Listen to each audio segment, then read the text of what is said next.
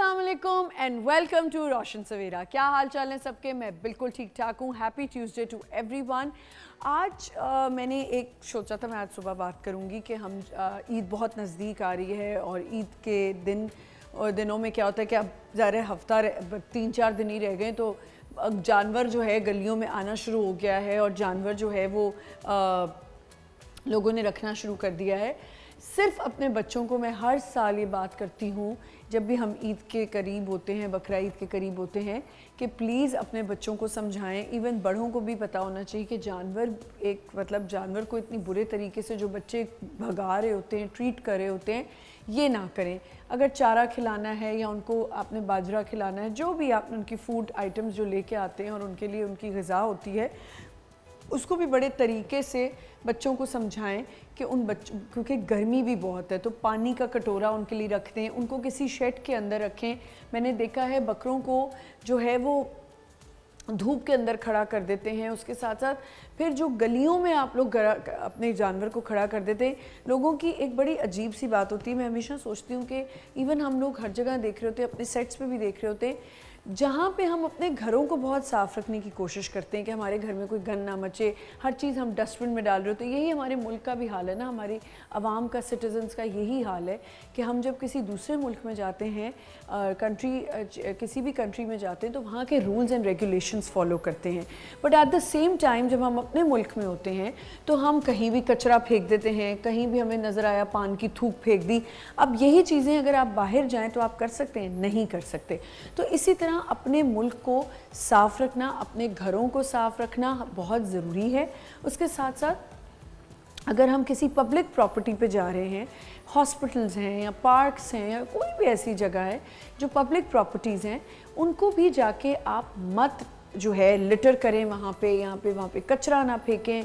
पान की थूकें सबसे ज़्यादा मैं देखती हूँ कि हमारे जो गवर्नमेंट हॉस्पिटल्स हैं वहाँ पे पान की थूकें बहुत ज़्यादा फेंकी जा रही होती हैं, या वहाँ पे कचरा बहुत फेंका जाता है, गटर बंद हो जाते हैं। तो इन चीज़ों का ख्याल रखें। और क्योंकि इस वक्त जानवर की बात हो रही है, तो अगर आप लोगों के जानवर आ चुके हैं तो प्लीज़ अपने जानवरों को बहुत ज़्यादा ख्याल से रखें, पानी रखें उनके लिए। चारा अगर उनके लिए रख रहे हैं तो वो ज़्यादा चारा बहुत फैला हुआ भी होता है और वहाँ पे घास फूस पड़ी होती है, उसको भी ख्याल से रखें। शेड कोशिश करें उनके वहाँ, और जब उनको वॉक कराएं या उनको घुमाएं फिराएं तो प्लीज़ उनको भगाएं नहीं, उनको डंडे ना मारें। बच्चों को इतना शऊर नहीं होता, बच्चे नहीं समझ रहे होते। हमें घर वालों को समझाना होता है कि देखें आपका जानवर आया है, उसका हमने ख्याल रखना है। कुर्बानी का जानवर होता है, वैसे ही मुझे लगता है कि जब एक दिन पहले चांद रात वाले दिन जब कुर्बानी होनी होती है, तो वैसे ही बकरों के मुँह उतरे होते हैं, उनको समझ आ जाती है कि कल हमने कुर्बान हो जाना है, हम ज़िबा हो जाएंगे।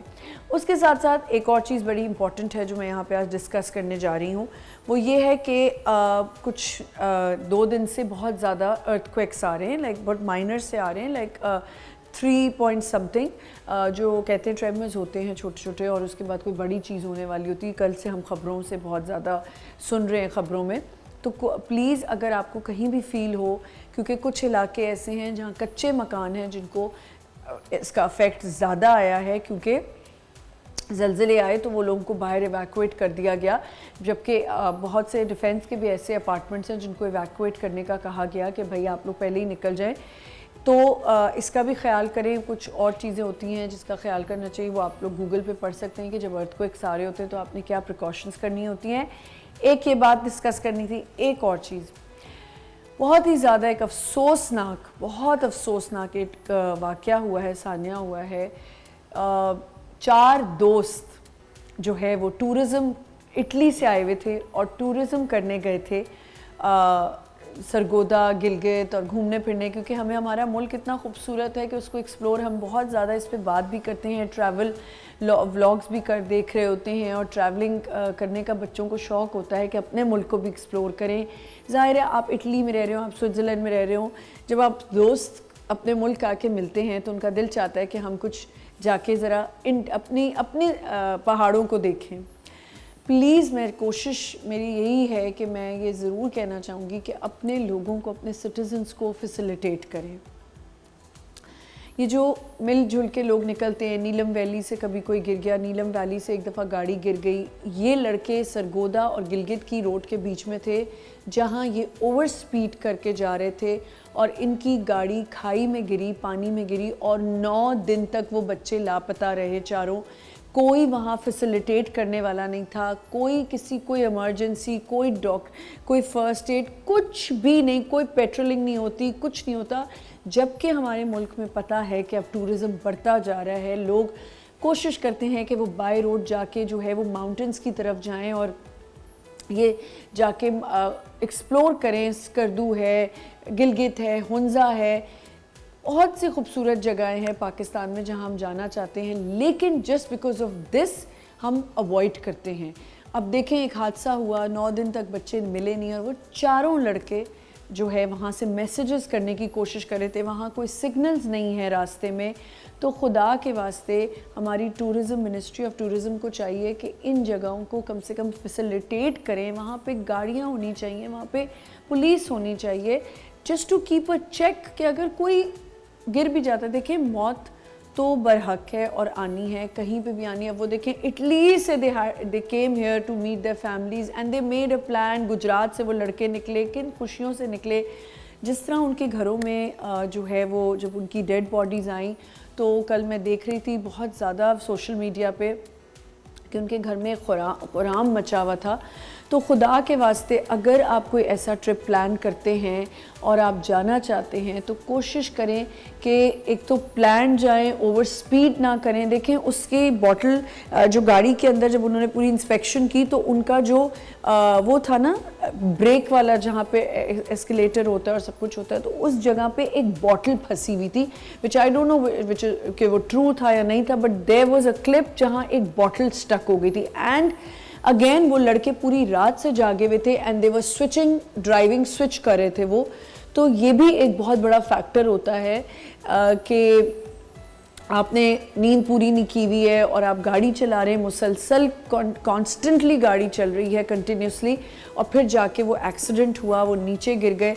बट एक और बस यही रिक्वेस्ट है मेरी कि प्लीज़ अपने सिटीजन्स के लिए आसानी पैदा करें। टूरिज़्म बढ़ता जा रहा है, पाकिस्तान में टूरिज़्म बहुत बढ़ता जा रहा है, इससे हमें फ़ायदा भी हो रहा है, बहुत ज़्यादा हमारे लिए बेनिफिशियल भी है हमारे मुल्क के लिए। People all over the world दे इधर आते हैं और एक्सप्लोर करना चाहते हैं। तो खुदा के वास्ते उनके लिए आसानी के लिए, हम सब की आसानी के लिए इसको फैसिलिटेट करें। एनीवेज़, ये हो गई आज की कुछ बातें थी जो मुझे डिस्कस करनी थी। आज हम बात करने वाले हैं सप्लीमेंट्स पे। सप्लीमेंट्स जो होते हैं ना, वो आपका एक समझ लें, अगर मैं गोश्त नहीं खाती हूँ और मैं प्रोटीन की इंटेक नहीं करती हूँ तो मेरे पास सप्लीमेंट है कि मैं उससे अपनी पूरी जो है वो उसको कंप्लीट करूँ या उसको फिल कर लूँ। लेकिन कोशिश करनी चाहिए कि हमें सप्लीमेंट्स को अवॉइड करना चाहिए। फूड जो होता है ना, वो आपकी जो फूड इंटेक होती है, या जैसे जूसेस की बात की जाती है तो कहा जाता है जूसेस को कभी भी हमें फ्रूट्स को कभी जूस की फॉर्म में नहीं पीना चाहिए क्योंकि उसका असर ख़त्म हो जाता है। बट इसमें कितनी क्या सच्चाई है, इसकी क्या रियलिटी है, इसमें क्या फैक्टर्स हैं, इसको हम डिस्कस करेंगे।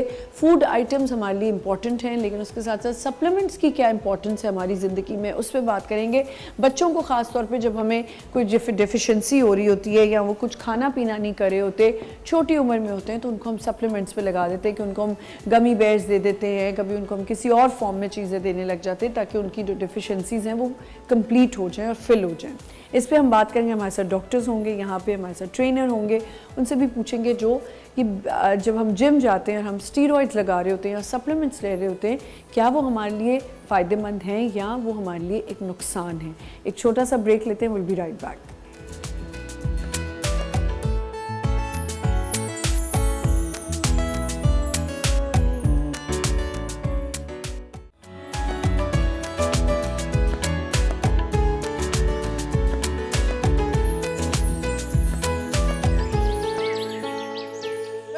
वंस अगेन हम फूड पे बात करने वाले हैं, सप्लीमेंट्स पे बात करने वाले हैं कि सप्लीमेंट्स जो हैं, फूड एंड सप्लीमेंट्स में क्या हमें चीज़ है जो बेहतर है हमारे लिए। Obviously food is much much much way better, but अगर हम वो चीज़ नहीं खा पाते, जैसे मैंने अपना बताया कि I do not like to have mutton and beef, तो मैं उस प्रोटीन को जो है फिल करने के लिए, उसकी डिफिशेंसी ना हो, उसको मैं करने के लिए मैं सप्लीमेंट्स ले लेती हूँ, like I take protein shakes, या मैं उसकी जगह चिकन जैसे खा लेती हूँ। लेकिन कुछ लोग हैं जो बिल्कुल ही नहीं ये चीज़ें खा सकते, तो फिर क्या वो सप्लीमेंट्स लें या नहीं लें? फूड साइंटिस्ट हमें ये भी बताएंगे कि क्या हमें फूड एलर्जीज़ जो हो रही होती हैं वो किन वजह से होती है। हमें पता नहीं चलता कि हमें हाइव्स हो जाते हैं, एलर्जीज़ हो रही होती हैं, कि हम क्या ऐसी चीज़ खा रहे हैं जिससे हमें वो प्रॉब्लम हो रही है। हमारे साथ यहाँ पे हमारे गेस्ट मौजूद हैं, से मिलवा देती हूँ। सबसे पहले हमारे साथ doctor Nida Shakeel, general physician. अस्सलाम वालेकुम निदा, क्या हाल है? कैसे हैं? मैं बिल्कुल ठीक ठाक हूँ। फिर हमारे साथ हैं डॉक्टर SM गुफरान सईद, जो कि फूड साइंटिस्ट हैं। अस्सलाम वालेकुम, welcome to the show. And हमारे साथ हैं doctor Ayesha Abbas, nutritionist and dietitian. अस्सलाम वालेकुम Ayesha, looking very nice. Thank you so much. आप भी बहुत अच्छी लग रही हैं। और हमारे साथ हैं रमीज़ इब्राहिम खान, फिटनेस ट्रेनर। अस्सलाम वालेकुम रमीज़, कैसे हैं आप? अच्छा जी, क्योंकि हम फूड पे बात कर रहे हैं, सबसे पहले तो मैं चाहूँगी कि हम फूड साइंटिस्ट से हम स्टार्ट करें कि ये जो हम सप्लीमेंट्स खाते हैं इसकी क्या साइंस है?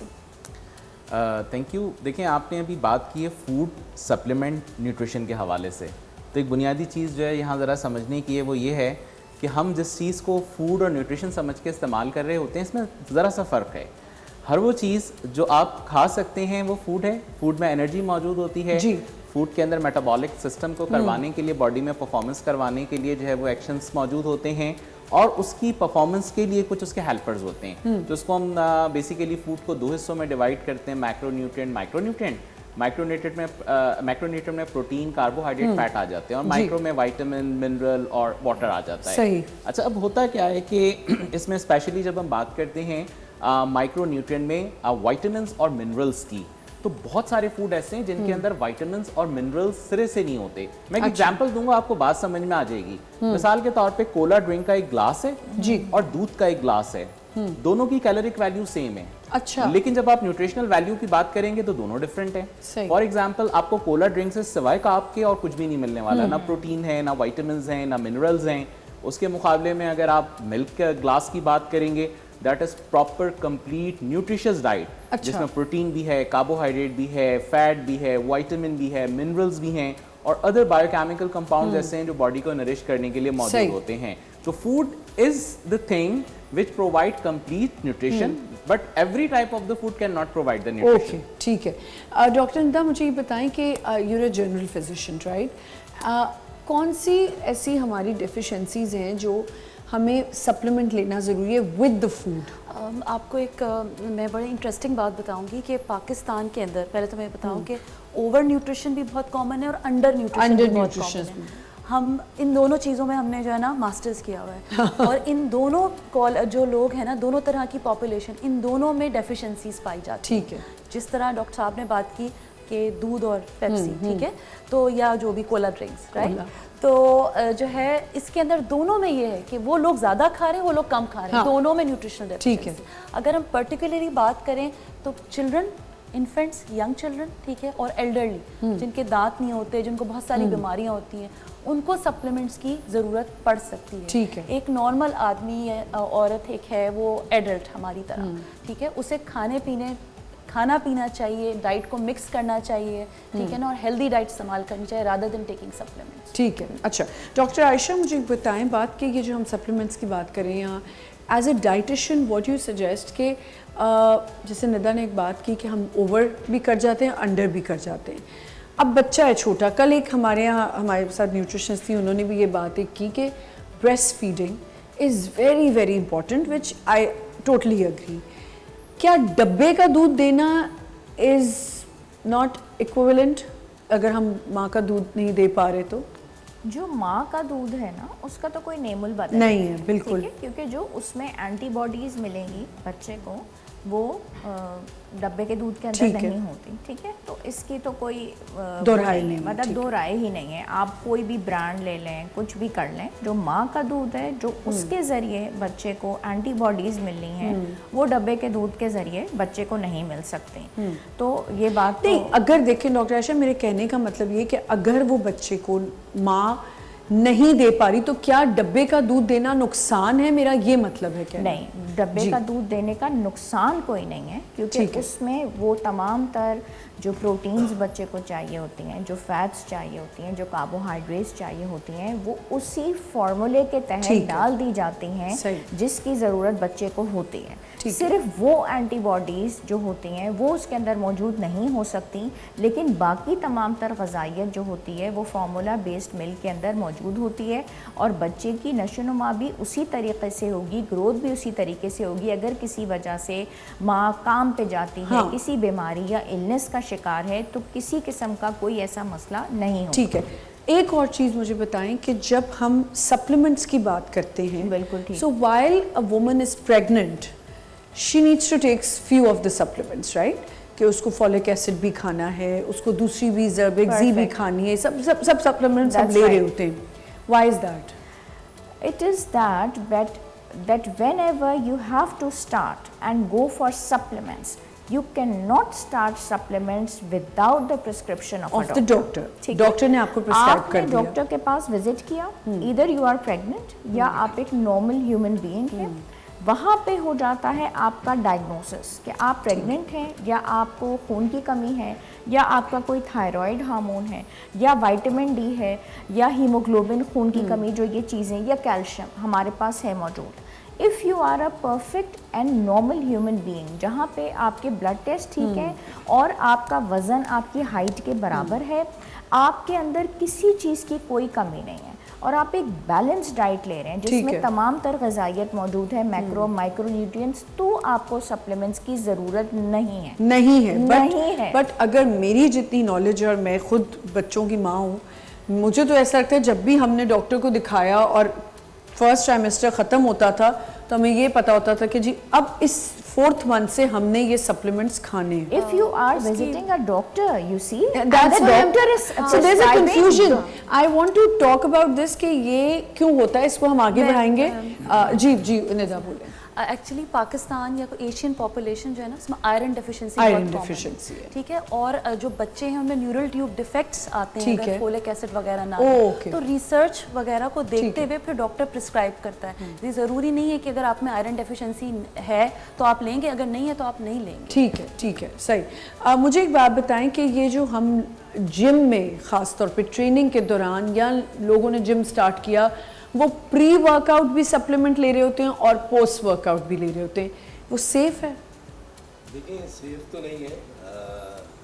पहले तो हम ये रिकमेंड करते हैं कि अपने क्लाइंट्स को कि माइक थोड़ा ऊपर कर। पहले तो हम उनको ये रिकमेंड करते हैं कि आप first of all pre workout में जो है बनाना ले लें। ठीक है, 3-4 बनाना का इंटेक करें, वो आपका एनर्जी लेवल बूस्ट कर देगा। या थोड़ा बहुत कॉफ़ी का इंटेक कर लें। ठीक है, बजाय इसके कि आप केमिकल कोई ऐसा कोई चीज़ खाएं। प्री वर्कआउट लें। उसके बाद पोस्ट वर्कआउट में हमारी फर्स्ट रिकमेंडेशन ये होती है कि आप एग वाइट्स लें, चिकन लें। ठीक है, मतलब आप लोग भी यही रेकमेंड करते हैं कि पहले आप फूड आइटम्स की तरफ चलें। फिर जब आप देखेंगे आपका यहाँ पर मसल की रिकवरी सही से नहीं हो रही है या मसल इन्हेंस नहीं हो रहा है और कहीं पर आपका प्रोटीन पूरा नहीं हो रहा है, तो आप फिर हम रिकमेंड करते हैं कि अब आप प्रोटीन का इंटेक बढ़ा दें। तो प्रोटीन का इंटेक अब वो इतना ज़्यादा चिकन और इतना ज़्यादा एग्स नहीं खा पाते, तो जिसकी वजह से मजबूरन हमें उनको प्रोटीन शेक रिकमेंड करना पड़ता है। वो फिर एक मजबूरी होती है। जाहिर है अब एक बिजनेसमैन है या जॉब पर्सन है तो वो तो अपना मील प्लान लेके नहीं घूम सकता पूरे दिन, तो उसको प्रोटीन पूरा करने के लिए फिर हमारे पास ऑल्टरनेट होता है, फिर हम उसको प्रोटीन शेक रिकमेंड कर रहे होते हैं। लेकिन कुछ फूड सप्लीमेंट्स हम ऐसे भी रिकमेंड करते हैं, हम सिर्फ प्री वर्कआउट और पोस्ट वर्कआउट पे नहीं जाते। जब हमारा क्लाइंट आता है जिम में और वो कैलोरीज बर्न कर रहा है, वर्कआउट कर रहा है, तो उसको बहुत सारी चीज़ों में फिर हम देखते हैं कि इसमें किस किस चीज़ की डेफिशिएंसी है, उसको भी रिकवर करा रहे होते हैं। साथ में हम उसको ओमेगा 3 दे रहे हैं। ठीक है, और साथ में जो है वो उसके मिनरल्स पूरे करने के लिए, विटामिन्स पूरे करने के लिए फिर हम उसको देखते हैं कि हाँ अगर नीड है तो हम मल्टी विटामिन्स की तरफ जाते हैं। ठीक है, अगर बिल्कुल भी नीड नहीं है तो फिर हम रखते हैं उसको हेल्दी डाइट। जी डॉक्टर साहब, ये क्या एक जो हमें शिकायत रहती है कि हम स्टीरॉइड्स बहुत ज़्यादा यूज़ हो रहे होते हैं जिम्स में या अपनी बॉडी बनाने के लिए, उसके बारे में थोड़ा सा प्लीज़ बताएं। देखें, इसमें दो अहम तरीन चीज़ें हैं। एक तो जो स्टेरॉइड वाली बात है और साथ में जो कौन कौन सी डेफिशिएंसीज़ हैं, इन दो के हवाले से मैं बात करूँगा। स्टेरॉइड का देखें मसला क्या है, बॉडी के अंदर स्टेरॉइड एक टाइम तक आपको बूस्ट तो कर देता है, बॉडी मसल हेल्प आउट करता है, आपका जो पेन होता है उसको रिलीज़ कर देता है, आप अपनी बॉडी से ज़्यादा वर्कआउट कर सकते हैं। लेकिन बाद में क्या इम्पैक्ट्स होते हैं? इम्पैक्ट्स ये होते हैं कि आपके ऑर्गन फेलियर जो है वो हो सकते हैं। मसलन हार्ट का प्रॉब्लम सबसे ज़्यादा होता है। जिम में अगर आप देखें तो जो बात हमें नज़र आती है नौजवानों के अंदर जिम करते हुए, नॉर्मली हार्ट फेलियर हो जाता है या किडनी फेलियर हो जाता है। तो ये तो उसके नुकसानात हैं जो आप इस तरह के मेडिसिन या स्टेरॉइड का इस्तेमाल करते हैं। दूसरी तरफ अगर हम बात करते हैं न्यूट्रिशनल डेफिशिएंसीज की, जिसको हम कहते हैं माइक्रो न्यूट्रिएंट डेफिशिएंसीज, MNDs में देखें, अगर आप टॉप प्रायोरिटीज़ पे देखें कौन कौन सी हैं, उसमें है आयरन, जिंक, इसी तरह से विटामिन के अंदर vitamin A, vitamin B12, vitamin B6, इसी तरह से जो है वो समटाइम्स हमें और दूसरी डेफिशिएंसीज भी नज़र आती हैं।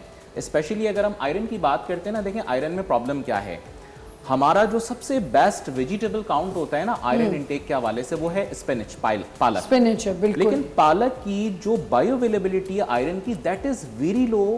आमतौर पे ये 10 से 12% सिर्फ अवेलेबल होता है। उसके मुकाबले में हाईएस्ट आयरन जो अवेलेबल होता है वो अवेलेबल होता है आपको रेड मीट से या रेड ऊफल्स से। सबसे बेस्ट दुनिया में जो आप ये समझ लें कि आयरन का प्रोवाइडर है वो है कलेजी, लिवर। तो अब तो बकरा ईद आने वाली, कलेजियां होंगी हर जगह। 35% जो है ना वो बायो अवेलेबल आयरन आपको सिर्फ और सिर्फ कलेजी से मिलता है। ऑर्गन पहले हम कलेजी से खून बढ़ाएंगे अपना, फिर यूरिक एसिड बढ़ाएंगे, फिर अपना यूरिक एसिड बढ़ाएंगे, और फिर जब हम सड़कों पे निकलेंगे तो हमारा खून जलेगा, तो खून खुद ब खुद सबसाइड हो जाएगा। अच्छा, इसमें एक और इम्पॉर्टेंट चीज़ भी है। देखिए, जब हम कलेजी की बात करते हैं ना, तो नॉर्मली हम 100 ग्राम के ऊपर बात करते हैं। 100 ग्राम अगर आप पोर्शन कंज्यूम कर रहे हैं, ये इतना बेस्ट पार्ट है कि इसमें डेली वैल्यू का 100%। अमूमन मर्दों की जो रिक्वायरमेंट है वो है तकरीबन कोई 8 मिलीग्राम पर डे। 100 ग्राम कलेजी से आपको 5 से 8 मिलीग्राम जो है आयरन पूरा मिल जाता है। तो ये सबसे बेस्ट है। खवातीन के अंदर रिक्वायरमेंट ज़्यादा है। आमतौर पे खवातीन में 18 मिलीग्राम पूरे दिन में ना आयरन की रिक्वायरमेंट होती है, और वो इसलिए ज़्यादा है कि खवातीन में एक जो मेंस्ट्रुअल साइकिल होता है उसमें ब्लीडिंग बहुत ज़्यादा होती है। बिल्कुल होती है। मर्दों के अंदर क्या है कि जो आयरन यानी कि जो रेड ब्लड सेल्स होते हैं वो अपना आयरन लिवर के अंदर खुद ही स्टोर कर लेते हैं, एंड अगेन वो आयरन रेड ब्लड सेल्स बनाने में काम में आ जाता है।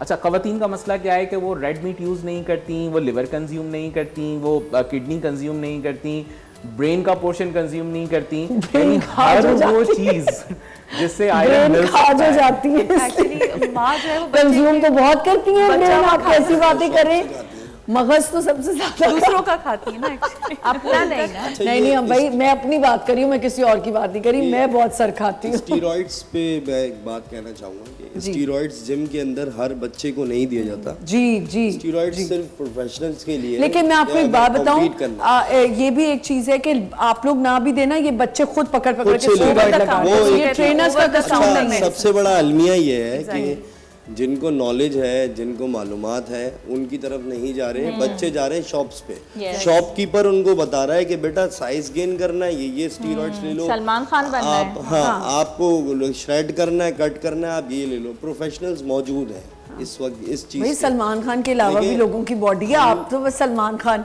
फेवरेट है, हमारे जमाने का है ना, हमारे जमाने का है वो। मैं अल्हम्दुलिल्लाह अभी अमेरिका से जीत कर आया हूँ रिसेंटली, माशाल्लाह। तो अभी मैंने रेस्ट लिया हुआ है, तो हम भी स्टीरॉइड्स लेते हैं, ऐसी बात नहीं। मैं लेकिन एक लिमिट होगी उसकी। इसके अंदर शॉर्ट ईस्टर्स होते हैं, लॉन्ग ईस्टर होते हैं। हमें ये पता होता है कि कौन सा स्टीरॉइड जो है वो 18 मंथ्स बॉडी में रहना है जिसने, कौन सा स्टीरॉइड डेली बेसिस पे हमारी बॉडी से यूरिन और स्टूल के जरिए पास हो जाएगा। प्रोफेशनल से लेना और दुकान से खुद ही लेके उसको इस्तेमाल करना, there is a lot of difference. ऐसा भी हो रहा है। अच्छा, कुछ ऐसे भी केसेस मैंने देखे हैं कि जिम के अंदर बच्चे क्या कर रहे हैं, मैं देख रहे हैं अपने टीचर को, वो टीचर जो है इतना स्टीरॉइड ले रहा है, हमें कम लगा रहा है, शायद हम टीचर जितना ले लेंगे तो हम ज़्यादा अच्छे हो जाएंगे।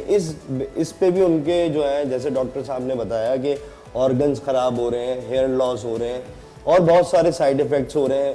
हार्ट फेलियर तो कंपलसरी है, जिसने स्टीरॉइड्स लिया है उसके लिए हार्ट फेलियर कंपलसरी है। लेकिन हम प्रोफेशनल्स को, जो मैं all over the world travelling करता हूँ, घूमता हूँ, फिरता हूँ, इस पर हमारी बड़ी डिबेट होती है कि हमने इसका क्या हल निकालना है। तो हम हार्ट हेल्थ की जो है वो कुछ सप्लीमेंट्स यूज़ करते हैं, साथ में अपने हार्ट की केयर करते हैं, इसके वर्कआउट्स करते हैं, कार्डियो करते हैं, बहुत सारी ऐसी चीज़ें करते हैं कि हमें आने वाले वक्त में हार्ट अटैक फेस ना करना पड़े, लेकिन ये कंपलसरी है कि स्टीरॉइड्स लेने वाले को हार्ट अटैक हो। अच्छा मुझे बताएं डॉक्टर आयशा कि आप दोनों से मेरा ये सवाल है, एक तो ख़वातीन पे हमने सप्लीमेंट्स पे बात की है, बच्चों को हम खुद ऑन काउंटर जो ओवर द काउंटर जाके हम सप्लीमेंट्स लाके बच्चों को देना शुरू हो जाते हैं, गमी बेयर्स हैं या कोई और सप्लीमेंट आ गया, या हमने देखा कि अच्छा इससे बाल नेल्स हेयर लिखा हुआ है तो हमने सप्लीमेंट ले लिया। जी देखिए पहले तो देखिए कि बच्चे के अंदर प्रॉब्लम क्या है ना। अच्छा। या तो ये होता है कि जी खाना नहीं खा रहा तो उसको कोई भूख का या तो ये शरबत पिला दिया। हाँ कि वो फुप्पी के बच्चे आ गए तो उनकी हाइट बढ़ी हुई है, या फुप्पी के बच्चे बहुत तंदुरुस्त हैं तो वो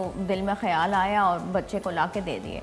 लेकिन अगर बच्चा बिल्कुल ठीक ठाक है और उसका जहन भी ठीक से काम कर रहा है, खेलता कूदता है, ठीक ठाक है, तो उसको देने की ज़रूरत नहीं है। और दूसरी उसका सबसे बड़ा जो सोल्यूशन है वो ये कि एक दफ़ा पीडियाट्रिशियन को दिखा लिया जाए, उसका वज़न भी हो जाए और उसकी हाइट देख ली जाए कि जो उसकी ग्रोथ है बिल्कुल ठीक चल रही है, ठीक है। हीमोग्लोबिन जो है हो जाना चाहिए, TSH बच्चे का वो भी चेक हो जाना चाहिए। विटामिन डी लेवल्स अमूमी तौर पे हमारे यहाँ कम होते हैं, तो एक दफ़ा विटामिन डी लेवल्स हो जाए, उसके बाद ये कि चलो सिरप कैल्शियम ले लिया, सिरप आयरन ले लिया, या एक मल्टीविटामिन सिरप ले लिया, बिला वजह देने की ज़रूरत नहीं है अगर उसकी खुराक बैलेंस्ड को दिखा दें। ओवर द काउंटर हम चीज़ें जो ले रहे होते हैं, सप्लीमेंट्स ले रहे होते हैं, आपके पास भी ऐसे मैग्नीशियम का, हाँ मैग्नीशियम खा लो, फैशन चला हुआ है। तो ये हर चीज़ का एक फैशन चलता है, उसके बाद फिर उसकी रिसर्च चलने लगती है और फिर उसके नुकसानात भी आने लगते हैं। तो जैसे विटामिन डी सबसे पहले उसका फैशन चला था। विटामिन डी हम सब में कम है, पाकिस्तानी एशियन पॉपुलेशन में कम है। अब आप उसे रिप्लेस करें, पहले एक होता है रिप्लेसमेंट डोज, एक होता है मेंटेनेंस डोज, ठीक है। डॉक्टर से मशवरा लेके आपने विटामिन डी लेवल कराया, या आपको थकान हो रही है आपने खुद करा लिया, बोन पेन हो रहा है, उसके बाद आपने रिप्लेस किया डॉक्टर के मशवरे से, फिर मेंटेनेंस दी, मतलब डेली विटामिन डी कैल्शियम का डोज दिया। लेकिन लोग बगैर पूछे रिप्लेसमेंट डोज जो दुकानदार से जाके ले रहे हैं, 2 लाख आयु वाले, 6 लाख आयु वाले, उससे ओवर ट्रीट हो रहे हैं, किडनी फेल हो रही है। अच्छा मैं आपको एक मजे की बात बताऊँ, ये कल ही की बात है, मैं एक सप्लीमेंट लेती हूँ जो मैंने किसी से, डॉक्टर ने मुझे बताई हुई है, हेयर नेल्स और स्किन के लिए, और अच्छी विटामिन्स हैं वो। अब वो कल क्या हुआ कि मैं फार्मासिस्ट से कह रही थी, मैंने कहा ये इसका +30+ दे मुझे, या दे, मैंने कहा ये इसके पीछे ये लिखा हुआ है तो ये किस चीज़ के लिए। अब वो फार्मासिस्ट मेरी शक्ल देख रहा है, वो लड़के बिठा देते हैं फार्मेसी पे, डॉक्टर साहब यकीन करें उनको नहीं पता होती चीज़ें, वो मेरी शक्ल देख रहा है, जी कहाँ क्या क्या। मैंने कहा आप फार्मासिस्ट हैं, आपको पता होना चाहिए इस दवाई के पीछे क्या लिखा हुआ है, क्या मैं ये दवाई लेने वाली, मुझे लेनी चाहिए या नहीं चाहिए। नहीं आप बहुत बिक्री है, आप ले लें। एक और सप्लीमेंट थी, मैंने कहा लेकिन आपको पता है इसके अंदर क्या है, क्योंकि देखें आप फार्मासिस्ट पे भी ट्रस्ट नहीं कर सकते, फार्मेसी वालों को पता ही नहीं है, वो लड़के अपनी नौकरियां कर रहे हैं वहाँ खड़े हुए, उन्होंने कोई प्रॉपर ट्रेनिंग नहीं की हुई, कोई फार्मेसी पढ़ी नहीं है और उनको वहाँ खड़ा कर दिया। अब आप कोई भी दवाई किसी को दे दें तो वो तो एक इंसान से, सिटीजन के साथ ज्यादती है। मैंने लोगों को खुद वहाँ, जैसे अब बड़ी बड़ी सुपर मार्केट्स है ना, अब तो वहाँ सब साथ शॉपिंग कर रहे होते हैं, कौन सी महंगी वाली है, हाँ, कौन सी ज्यादा बिक रही है, ये क्राइटेरिया हमारा जो है ना, बाहर वाली कौन सी है। अरे ये चीजें नहीं होती, अपनी बॉडी को भी तो देखना है कि नहीं है, वो खा रही है तो मैं भी खाऊंगी, हाँ, ये दिस इज नॉट, यानी बायोटिन है, बायोटिन सबको जरूरत नहीं है। फिश, वो जो फिश बायोटिन का भी बहुत फैशन चला था, बायोटिन वो जो कॉड फिश क्या, वो उसके जो कैप्सूल्स आते हैं, ओमेगा 3 फैटी एसिड्स, डॉक्टर साहब वो लेना ठीक है। देखिए हर एक को ज़रूरत नहीं है, अगर आप बड़ी बैलेंस डाइट इस्तेमाल कर रहे हैं। आपको पता है इस वक्त जो है वो पाकिस्तान में जो न्यूट्रिशन डेफिशिएंसी के ऊपर पाकिस्तान का खर्चा आ रहा है, इस तरह की चीज़ों में जो मेडिसिन सप्लीमेंट्स के ऊपर खर्च कर रहे हैं, दैट इज़ $7 बिलियन। यानी ये कोई छोटी मोटी अमाउंट नहीं है जिसको हम कंसीडर कर रहे हैं कि जी लोग फैशन में कर रहे हैं। ओवरऑल ये मार्केट $7 बिलियन की इस वक्त सिर्फ पाकिस्तान में जो है वो बनी हुई है। हमारे नज़दीक तो कोई ऐसी चीज़ ही नहीं है। हम गए, अच्छा सबसे महंगा तरीन जो है ना, आप ये कह लें कि जो लोग इलाज कर रहे हैं या कंटिन्यूस इस्तेमाल कर रहे हैं, फॉर एग्जांपल आपने अभी कॉड लिवर फिश ऑयल की बात की, सस्ते से सस्ता भी 100 टैबलेट्स का या 100 जो है वो कैप्सूल्स का जो डब्बा आता है वो 700-800 से कम का नहीं है। और कितना चलता है? 2 महीने। 2 महीने बिल्कुल। 2 महीने में आपने फॉर एग्जांपल 400 रुपये हर बंदा अगर खर्च करा, और किसी से पूछे वो कहेगा नहीं आई एम फिट, मैं मुझे तो कोई प्रॉब्लम नहीं है। कैल्शियम वो इस्तेमाल यानी कर ले रहा होगा, ठीक है, विटामिन सी की टैबलेट्स वो ले रहा होगा, फॉलिक एसिड ले रहा होगा, आयरन के लिए जो है वो मुख्तलिफ सप्लीमेंट्स मौजूद हैं वो इस्तेमाल कर रहा होगा, कॉड लिवर फिश ऑयल के जो है वो कैप्सूल्स वो इस्तेमाल कर रहा होगा, लेकिन डेफिशिएंसी कोई नहीं है। तो अगर आप डेफिशिएंसी की बात करते हैं तो पाकिस्तान में इस वक्त मोर देन 50% खवातीन जो हैं वो डेफिशिएंट हैं, आपको डेफिशिएंट मिलेंगी, बिल्कुल है, आयरन, कैल्शियम। जो भी आपने प्रेगनेंसी की बात की ना, सबसे पहला काम डॉक्टर यही करता है, चेकअप करा के क्या देता है, विटामिन डी पकड़ा देगा, फोलिक एसिड। मैंने इसीलिए ये बात की थी, फॉलिक कि एसिड। आप अभी फर्स्ट ट्राइमेस्टर खत्म नहीं होता, हमें पता होता था कि जी अब फोर्थ से हमें ये गोलियां मिल जाएंगी और हमने ये खानी है। मजाक की बात तो ये है कि मेरे क्लिनिक में ऐसे पेशेंट आते हैं जो विटामिन डी बहुत हाई करके आते हैं। अब कहते हैं इसको बाहर निकालें, कहाँ से निकालें? There is no antidote. मैं भी उन पेशेंट्स में मैं भी एक पेशेंट हूँ, डॉक्टर बाहर निकालें। जो मैंने एक बहुत बड़ी जिंदगी की बहुत बड़ी गलती की थी कि मुझे वही बात है कि इतना समझ के शोज करके भी अगर आप इग्नोरेंट हैं और आपको नहीं पता, मैं भी ये स्टूपिडिटी कर चुकी हूँ कि विटामिन सनी डी जो होती है, जो 15 दिन में एक लेनी होती है, I was taking it every day Oh my God. Without knowing. मुझे डॉक्टर साहब ने लिखा, आधी बात मैं डॉक्टर की सुनती हूँ, आधी नहीं सुनती, मुझे इतनी जल्दी होती है कि बस डॉक्टर साहब ने लिख दिया अच्छा अच्छा अच्छा मैं जा रही हूँ, मुझे हर चीज़ से ना फौरन भागना होता है। तो वो मैं ले आई और मैं डॉक्टर आयशा रोज़ एक गोली ले रही हूँ।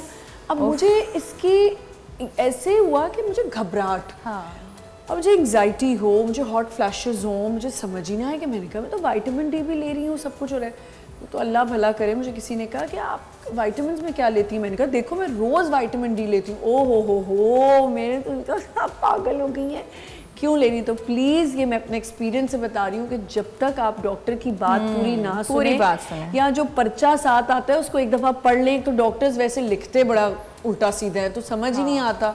उनकी राइटिंग ऐसी क्यों होती है, मुझे ये भी जानना है कि ऐसी राइटिंग क्यों हो जाती है आप लोगों की। आप लोगों के एग्जाम्स कैसे पास होते हैं, जब चेक कैसे होते हैं? अब तो एमसीक्यूज हो गए ना, अब तो एमसीक्यूज हो गए।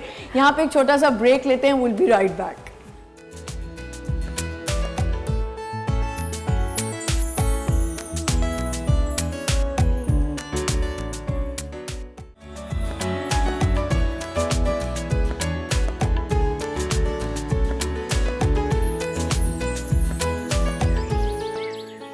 Welcome back once again. हम बात करें आज फूड सप्लीमेंट्स पे। फूड और सप्लीमेंट्स का एक बड़ा एक जोड़ होता है कि अगर आप फूड इनटेक नहीं कर पा रहे, किसी भी ऐसे खाने से अगर आपको कोई एलर्जी है या आपके टेस्ट बड्स नहीं, आपका पैलेट नहीं है, तो आप उससे सप्लीमेंट्स की फॉर्म में ले लेते हैं। बट हमारे डॉक्टर्स यहाँ पे बता रहे हैं, ट्रेनर ने भी बताया कि आपको सप्लीमेंट्स की भी एक तरीका होता है लेने का। फूड एलर्जीज होती हैं लोगों को और उनको पता नहीं चल रहा होता कि हम ऐसा कौन सी चीज़ खा रहे हैं। जैसे मैं किसी को जानती हूँ, उनको पता ही नहीं चलता था कि बर्गर के ऊपर जो बन के ऊपर आप सेसमी वो होती है, सीड होती है, उससे उनको एलर्जीज होती थी। उन्होंने जब फूड टेस्ट कराया तो पता चला इससे उनको एलर्जीज हैं, तो उन्होंने वो बंद कर दी। तो एक तो मुझे बताएं कि फूड एलर्जीज के टेस्ट कौन से होते हैं? देखिए इनके कोई ख़ास टेस्ट नहीं होते, एलर्जी के टेस्ट होते हैं। उसमें सर्टेन चीज़ों को आप यूज़ कराते हैं, देते हैं और उससे आपको देखते हैं कि एलर्जी है कि नहीं। But we can't do whole allergy test कि हम दुनिया में जितने एलर्जेंस हैं उनका टेस्ट करें। अच्छा, ऐसा है ही नहीं, ठीक है। कुछ इंडिकेटर्स होते हैं, जैसे ईजनोफिल्स बढ़े हुए हैं अगर आपके, या आईजी लेवल्स बढ़े हुए हैं ब्लड में, तो भी वो इंडिकेट करते हैं कि आपको एलर्जी है। लेकिन वो कहीं ना कहीं वो उनका पिक हो गया, अच्छी बात है, बट अक्सर लोगों का पिक होता नहीं है। लोग खुद पिक करते हैं कई सालों के बाद, फिर हम पिक कर रहे होते हैं कि हम ये पर्टिकुलर चीज़ लगाते हैं, खाते हैं या पहनते हैं। जैसे मैंने कहा कि एक डायरी बनाएं, जिस दिन आपको एलर्जी हुई है, बैठे बैठे आप मैंने क्या खाया, क्या पहना, क्या लगाया। Some people have allergies with soap, कुछ कॉटन या सिल्क का अगर कपड़ा, बंदा पीनट सो के एलर्जीज, उठा है, पीनट सो के उठा है और उसको हाई हुए में, हाँ, तो कोई चीज़ आपने रात को खाई है, ठीक है, ऐसी चीज़, राइट। अब पीनट एलर्जीज होती हैं। अब लोगों को नहीं पता होती, चॉकलेट के अंदर पीनट डाला हुआ है, ठीक है, पीनट बटर है। तो ये मैंने खुद ऐसे लोग जो है ना मेरे घर में ऐसे हैं कि जिनको पीनट एलर्जीज है। और ऐसा नहीं कि आपने पहली दफ़ा वो चीज़ खाई हो, कभी कभार वो आप कंज्यूम कर रहे होते हैं और एक लेवल पे आके फिर आपको एलर्जीज होना शुरू। और कभी कभी ऐसा होता है आप पीनट ईटर हो, लेकिन एकदम से आपको वो रिएक्ट क्योंकि वो एक लेवल पे आके फिर आपको वो एलर्जीज होना शुरू होती है। कुछ लोगों, कुछ बच्चों के जिनको वॉर्म इन्फेस्टेशन होती है, पेट में कीड़े होते हैं, वो भी मैनिफेस्ट करती हैं एलर्जी के थ्रू। हाइव्स आएंगे और बच्चे को एक्चुअली वो कीड़े होते हैं। अच्छा, क्योंकि डॉक्टर आयशा पीनट बटर तो हम रखते हैं अपनी डाइट में, क्योंकि जिम वाले भी खा रहे होते हैं, पीनट बटर खा रहे होते हैं या शेक में डाल रहे होते हैं। बच्चों को हम खासतौर पे पीनट बटर सुबह लगा के दे रहे होते हैं, तो वो ठीक है? देखिए बच्चों को जब भी कोई चीज़ इंट्रोड्यूस करानी चाहिए ना तो वन थंब रूल के तहत करानी चाहिए। वन थंब रूल ये होता है कि आज आपने कोई भी एक नई चीज़ बच्चे को दी है, फॉर इंस्टेंस बच्चों के अंदर जो है ना एग एलर्जी भी बहुत कॉमन है। ये हमें नहीं पता होता, लेकिन बच्चों को, बहुत सारे बच्चों को, और हम एग दिए जा रहे हैं, एग दिए जा रहे हैं, नहीं करता, बच्चा रो रहा होता है। चाहे ज़रूरी नहीं है कि उसको स्किन पे ही जो है कोई ना कोई चीज़ हो, उसमें कॉन्स्टिपेशन भी हो सकती है, उसमें डायरिया भी हो सकता है, और उसमें एब्डोमिनल क्रैम्प्स, पेट में दर्द भी हो सकते हैं, बच्चा बोल नहीं सकता सही से।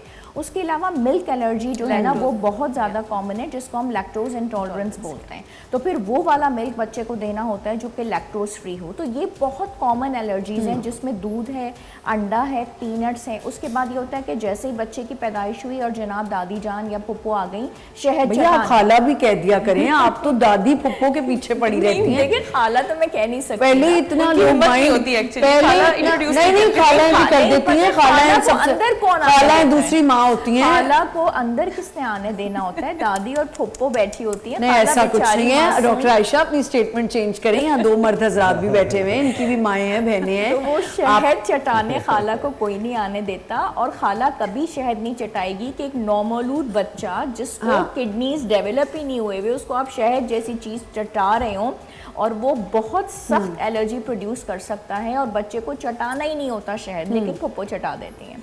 तो ये जो नहीं, तो मेरी बात सुने, शहद तो जिस दिन बच्चा पैदा होता है गुर्ती दी जाती है, नहीं देनी चाहिए। आपने नहीं दी थी अपने बच्चों को? दी थी ना? ये ना मैं कैसे देती, मैं तो लेटी हुई थी। तो मतलब चल रहे हैं, आपके घर वालों ने तो दी होगी ना। वैसे ये क्या कॉन्सेप्ट है, मुझे ये जानना है कि बच्चे को शहद क्यों चटाई जाती है? ये चटाई जाती है, हमारे पुराने रस्म रिवाज हैं कि वो जो भी चटाता है तो वो उसके जैसा हो जाता है, जैसा चलेगा। लेकिन मेडिकल साइंसेस के तहत नहीं देनी चाहिए, क्योंकि उस बच्चे के ऑर्गन्स डेवलप नहीं होते, एलर्जीज के अलावा किडनीज डेवलप नहीं है, तो वो कैसे सारा इसका मतलब शहद का कोई अमल दखल नहीं है? क्योंकि मेरी वालदा ने मुझे चटाई थी, और मेरी वालदा was my opposite. She was completely very calm person, and कोई आगे से किसी से रिटेलिएट नहीं करना, कोई जवाब नहीं देना, बस चुप कर जाना। और मैं सबसे ज़्यादा जो है पूरे घर तक पहुंच के आती हूँ अगले के। तो बात ये कि शहद का कोई अमल दखल नहीं है। शहद का बिल्कुल अमल दखल नहीं है। तो ये बहुत कॉमन एलर्जीज़ हैं। अच्छा, उसके अलावा IgA लेवल्स, IgE लेवल्स तो आपने करवाए, लेकिन पीनट्स हैं, एग्स हैं, मिल्क है, दूध है, उसके अलावा फिश की एलर्जी है, और गोश्त की एलर्जी भी बहुत कॉमन है। ये जो रेड मीट होता है उसकी एलर्जी इतनी कॉमन है कि कुछ लोगों को मीट सूट नहीं करता, तो वो फिर तो जिम ट्रेनर तो कहते हैं इतनी थी फिश खाएं, वेजिटेबल्स खाएं, फिर उसका क्या, वो वेजिटेबल्स पे चले। हम जो मीट खाते हैं, हम जो फिश और चिकन खाते हैं, उसका जो रेसिपी है वो बहुत डिफरेंट है। अच्छा, वो रेसिपी, वो जो बने हुए फूड होते हैं, हाँ, उसमें हम बॉईल कर रहे हैं उसको, उसके अंदर हम ब्लैक पेपर, सॉल्ट और लेमन यूज कर रहे हैं, तो उसमें जो हम ये चीजें यूज कर रहे हैं तो ऑलमोस्ट उसकी बहुत सारी चीजें जो है वो हमें फायदा दे रही है, क्योंकि सी फूड एलर्जी होती है, उसमें प्रॉन्स और ये सब आते हैं। ठीक है डॉक्टर साहब, एक और चीज़ मुझे बताएं, एलर्जीज क्या सिर्फ ऑन द सरफेस नज़र आती हैं, या आपके अंदर कोई चीज़ ऐसी हो रही हो जो एलर्जी के फॉर्म में आपको पता न चल रहा और आपको उससे तकलीफ हो रही है? देखिए अभी जो हम जैसे इन्फ्लेमेशन हो जाना कहीं पे, किसी पार्ट पे, ये साइंस एंड सिम्टम्स हैं कि अगर एलर्जी होगी तो इन्फ्लेमेशन होगी, होंठ सूज जाएंगे, आंखों में से पानी आ रहा होगा, तो वैसे ही सूज कान गर्म हो जाएंगे, लाल हो जाएंगे, तो ये इसके साइन एंड सिम्टम्स हैं। उल्टी आना शुरू हो जाएगी, नोजिया होना, ये सारे सिम्टम्स हैं। देखिए अभी जो हम बात कर रहे हैं ना, वो कर रहे हैं फूड की। कुछ 16 मेजर फूड्स काउंट होते हैं जो एलर्जेंस क्रिएट करते हैं, बट ज़रूरी नहीं है कि आप फूड से ही एलर्जिक हो। एलर्जी किसी भी इन्वायरमेंटल थिंग से हो सकती है। मसलन इस्लामाबाद में लोग जो है पोलन से एलर्जिक हो, पोलन से है, बिल्कुल अंदर लैंड होते ही पोलन शुरू हो जाता है। एग्जैक्टली इसी तरह से ड्राई वेदर चक्कर आते रहते हैं डॉक्टर साहब, ड्राई वेदर होता है, उसमें काफी लोग एलर्जिक होते हैं, स्किन रैश कर जाती है, फट जाती है। तो जरूरी नहीं है कि सिर्फ फूड ही एलर्जिक हो, बहुत सारी दूसरी ऐसी चीजें या एनवायरमेंटल फैक्टर्स हैं। कैंडल्स हम जलाते हैं, कैंडल्स जलाते हैं, उससे आप एलर्जिक डस्ट से हो जाती है। सॉरी, कैंडल से आप कैंडल से एलर्जिक होते हैं, जो आप फ्यूम्स जैसे बेसिकली किसी भी तरह का फ्यूम हो, फ्यूमिगेशन घर में करवाइए, पेंट लोग करा रहे होते हैं, उससे हो जाती है एलर्जी। बिल्कुल, आपने क्या कहा, डस्ट तो सबसे बड़ी ही फैक्टर है जो आपके फॉरन एलर्जिक आप होते हैं, उससे और एलर्जी शुरू हो जाती है। अच्छा, मुझे एक बात बताएं कि फूड एलर्जीज पे जो मैं बात कर रही हूँ आपसे, अब अगर मुझे किसी चीज़ से प्रॉब्लम हो रही है, मैं कैसे उसको आइडेंटिफाई करूँगी कि मुझे इसी से खाने से हो रही है? देखिए एलर्जीज़ की भी ना 2 टाइप्स हैं। एक एलर्जी वो होती है जो बहुत सीवियर टाइप की होती है, जो आपको बिल्कुल क्लियर कट नज़र आ रही होती है। मिसाल के तौर पे पूरी फुल बॉडी के ऊपर इम्पैक्ट नज़र आता है, स्वेल कर जाती है, रेडिशनेस इतनी ज़्यादा होती है, पता चल जाता है कि जी ये कोई ऐसी चीज़ है जो मेजर एलर्जी कॉज कर रही है। बाकी चीज़ें माइनर एलर्जी कॉज कर रही होती हैं जो और पकड़ सब में नहीं कैल्शियम, आती। हर बंदे को कैल्शियम की शिकायत है कि कैल्शियम। अच्छा, अब मैंने ये भी एक जगह कहीं सुना कि बहुत ज़्यादा दूध की इंटेक भी आपके लिए गलत है। बिल्कुल ऐसा है। स्टोन्स देखें अब प्रॉब्लम क्या है, अब ज़रा इसको समझने की ज़रूरत है। हर एक माइक्रो न्यूट्रिएंट दूसरे के साथ इंटरकनेक्टेड है। मिसाल के तौर पे अगर आप कितना ही कैल्शियम ले लें और विटामिन डी नहीं है तो कैल्शियम एब्जॉर्ब नहीं होगा। इसको हम कहते हैं बायो अवेलेबिलिटी। चीज़ मौजूद है, 100 ग्राम आपके सामने बॉडी में ले लिया, लेकिन 100 में से 1 ग्राम भी आपके जिस्म तो में फिर नहीं कैल्शियम आएगा। डिपॉजिट्स क्या होते हैं वो भी ज़रा बता दें। कैल्शियम डिपॉजिट्स आपकी हड्डियों के अंदर जो है ना, ठीक है। पूरे के पूरे ऑस्टियोक्लास्ट और ऑस्टियोब्लास्ट 2 किस्म के सेल्स हैं जो हड्डियों के अंदर कैल्शियम को अपने अंदर डिपॉजिट रखते हैं, और ये वेरिएबल होते हैं, यानी कैल्शियम देते भी रहते हैं, कैल्शियम को जमा भी करते रहते हैं, दोनों काम करते हैं। और कैल्शियम के साथ याद रखिएगा मैग्नीशियम का रोल बड़ा इंपॉर्टेंट है। मैग्नीशियम डिस्टर्ब होगा, कैल्शियम लॉस करेगा। तो ये चारों आइटम समझ लें एक दूसरे से कनेक्टेड हो गए, विटामिन डी, कैल्शियम, मैग्नीशियम, और साथ में ऑस्टियोक्लास्ट और ऑस्टियोब्लास्ट जो खुद इटसेल्फ प्रोटीन बेस्ड होते हैं। तो इसका मतलब ये हुआ कि इनमें से कोई एक चीज भी आप हिलाएंगे, ज्यादा करेंगे, कम करेंगे, सारी चीजें डिस्टर्ब हो जाएंगी। सेम मैकेनिज्म आयरन के साथ भी है कि फेरेटिन जो होता है हमारी इस एब्जॉर्प्शन के लिए आयरन को, उसके अंदर अगर हाई लेवल ऑफ आयरन चला जाए तो बॉडी एब्जॉर्ब नहीं करती है, लो लेवल हो तो समटाइम्स बॉडी बाहर निकाल के फेंकना शुरू कर देती है। तो इसके लिए रिक्वायरमेंट ये है कि अमूमी तौर पे आपने अपनी क्लासिकल क्यूजीन्स में देखा होगा जो घरों में खाने बनते हैं, हमेशा गोश्त के साथ एक छोटा सा लीमू का टुकड़ा होता है, बायो लीमू आपने निचोड़ कहा के बायो खाते हैं। अवेलेबल। तो लीमू का कॉन्सेप्ट ये है कि लीमू में विटामिन सी होता है। विटामिन सी जो है प्रोटीन की एब्जॉर्प्शन को, स्पेशली आयरन की एब्जॉर्प्शन को बढ़ाता है। और कुछ चीजें ऐसी हैं जो आयरन की एब्जॉर्प्शन को कम करती हैं, जैसे पॉलीफेनॉल्स। चाय जो है वो सबसे की कॉमन कंपोनेंट है पॉलीफेनॉल्स का। गोश्त खा के चाय पी लें, गोश्त हजम नहीं होगा, लेकिन गोश्त के साथ आप लीमू निचोड़ के खाएं, हजम भी बहुत अच्छा होगा और एब्जॉर्प्शन पूरी होगी। या ऑरेंज जूस पी लें, जैसे ऑरेंजेस आते हैं, विटामिन सी वाली कोई भी आप चीज प्रोडक्ट ले ले तो सकते आयरन एब्जॉर्प्शन। चाय जो बातें याद रहती हैं, चाय जो है वो MBBS में जितना सब पढ़ा होता है वो आपको। हमें मुस्तकिल पढ़ना पड़ता है। जैसे पढ़ना मैग्नीशियम बड़ा आजकल फैशन में, तो चाय की अगर कंजम्पशन है तो मैग्नीशियम एब्जॉर्ब नहीं होगा। चाय बहुत सारी चीज़ों का एब्जॉर्प्शन। तो क्या अगर हम सप्लीमेंट में नहीं मैग्नीशियम ले रहे तो किन फ्रूट्स में, किन चीज़ों में, खानों में मैग्नीशियम है? देखिए, बनाना, बादाम का इस्तेमाल करते हैं, रात में हम आमंड्स ले लेते हैं, उसको हम सोक करके रखें, सुबह ले लेते हैं। हम बनाना का इस्तेमाल करें, दैट इज रियली गुड। अच्छा। और जिन लोगों को देखें, हम बहुत उसकी तरफ जा रहे हैं सप्लीमेंट्स में, अब स्ट्रेस और डिप्रेशन भी बहुत कॉमन है, हर बंदा एंजाइटी का, स्ट्रेस का। और दूसरा आपको एंजाइटी हो रही है कि शेर में क्या होने वाला है? अब आपको ये मुझे ब्रेक में पूछ रही हैं, मुझे ये बता दें, आप मेरी फ्रेंड हैं, आप मुझे बता दें। मेरी पक्की सहेली है। नहीं, मैं बिल्कुल, मैं पक्का सहेला तो कोई है ही नहीं किसी का, कोई पक्का सेलपुना किसी का नहीं होता, सारे दोस्त अच्छे।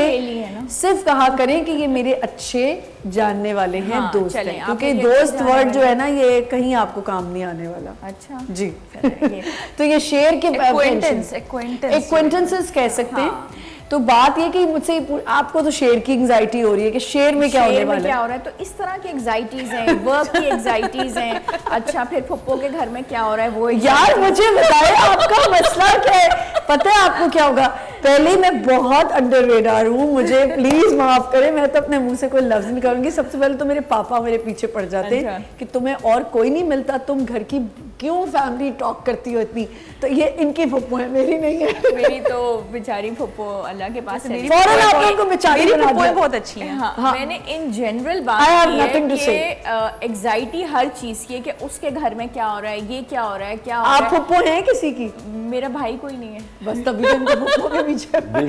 तो स्ट्रेस और एंजाइटी, डिप्रेशन और स्ट्रेस से होता क्या है, हमारी बॉडी में एक स्ट्रेस हार्मोन होता है जी, कॉर्टिसोल। उसका भी फैशन हो गया चेक करना। वो जब हाई हो जाएगा तो आपको ये क्रॉनिक डिजीज, तो वो तो कह रही है उसका फैशन मैं इसको थोड़ा एक्सप्लेन बिल्कुल हो करूँ। गया है, फैशन बिल्कुल हो गया है। को पहले हर बंदे को स्ट्रेस है, हर बंदे को है, बिल्कुल सही। हर किसी के मुंह पे ना, हर किसी को, चाहे खवातीन में ज्यादा है। मैग्नीशियम की बात इस वजह से हुई थी कि मैग्नीशियम बेसिकली आपके स्ट्रेस लेवल्स को कम करता है, आपको थोड़ा रिलैक्स रिलैक्स करता है। तो हर बंदा उसके सप्लीमेंट्स लेना शुरू कर गया, हम उसको डाइट से लेते हैं। अच्छा, एक और मेरे सवाल है दिमाग में, ये जो हम सोशल मीडिया पे डिजिटल के दौर में सिर्फ हम कुछ देखते हैं, फेनल सीड मिला लो, ये मिला लो, ये कर लो, तुखमलंगा डाल दो, ये कर दो, वी हैव नो आइडिया कि हमें इनसे क्या नुकसानात हो रहे हैं। फ़ायदे सिर्फ लिखे हुए, किसी ने आज तक ये नहीं बताया कि क्या फेनल सीड हमारी बॉडी के लिए बना है, या ये हम तुखमलंगा या जो भी ऐसी चीज़ ले रहे हैं ये क्या हमारे लिए है या नहीं है। आपने एक हर्ब का नाम सुना होगा, अश्वगंधा। अश्वगंधा, बस क्या है, पता ही नहीं है कि अश्वगंधा, भाई अगर आपको ये पता लग जाए कि आपने इतनी मेजरमेंट से ये यूज करनी है तो उसका आपको फायदा है। हमारे यहाँ तो कितनी ज्यादा कर ली तो उसके बहुत नुकसान ले, है। हमारे यहाँ तो ऐसी कितनी न्यूट्रिशनिस्ट हैं जो अश्वगंधा बेच रही हैं बैठ के। और अश्वगंधा खवातीन के लिए है ही नहीं, बिल्कुल। they should not use it तो actually। ये तो हर कोई कह रहा है अश्वगंधा खरीद लो। मेल्स फिर भी उसको इस्तेमाल बिल्कुल करें अगर करें, उनको और- सही तरीके से लेकिन उसकी एक मिकदार है खास, वो ठीक है, आपको सही पता डोज। होना चाहिए उसकी डोज लेवल कि हाँ। कितना आपने इंटेक करना है, सही। वरना तो बहुत नुकसानदेह है। बिल्कुल जी डॉक्टर साहब। इसमें देखें बात बिल्कुल सही है, जैसे उन्होंने कही कि हमारे यहाँ तो बस एक फैशन ट्रेंड चल जाता जी, है जी, जी। और उसके ऊपर लोग चाहे Knowledge इस्तेमाल नहीं है के ना। लिए हो ना हो उसके वो इस्तेमाल करते वो आपको रहते हैं। याद है सना मक्खी आया था, सना मक्खी हर ऐसा कोविड में लोग सना मक्खी हो रहा लोग था। करोड़पति हो जाते हैं कोविड तो ठीक हो गया, उसके बाद जो पेट खराब हुआ उसका बड़ा बुरा हाल नहीं, हुआ। लेकिन वैसे सनामकी का ये है कि अगर आपको सिवियर तो कॉन्स्टिपेशन आप ले है जो सकते। किसी चीज से, तो बजाय ये कि आप मेडिसिन और लैक्सेटिव्स लें, उनके साइड इफेक्ट्स हैं,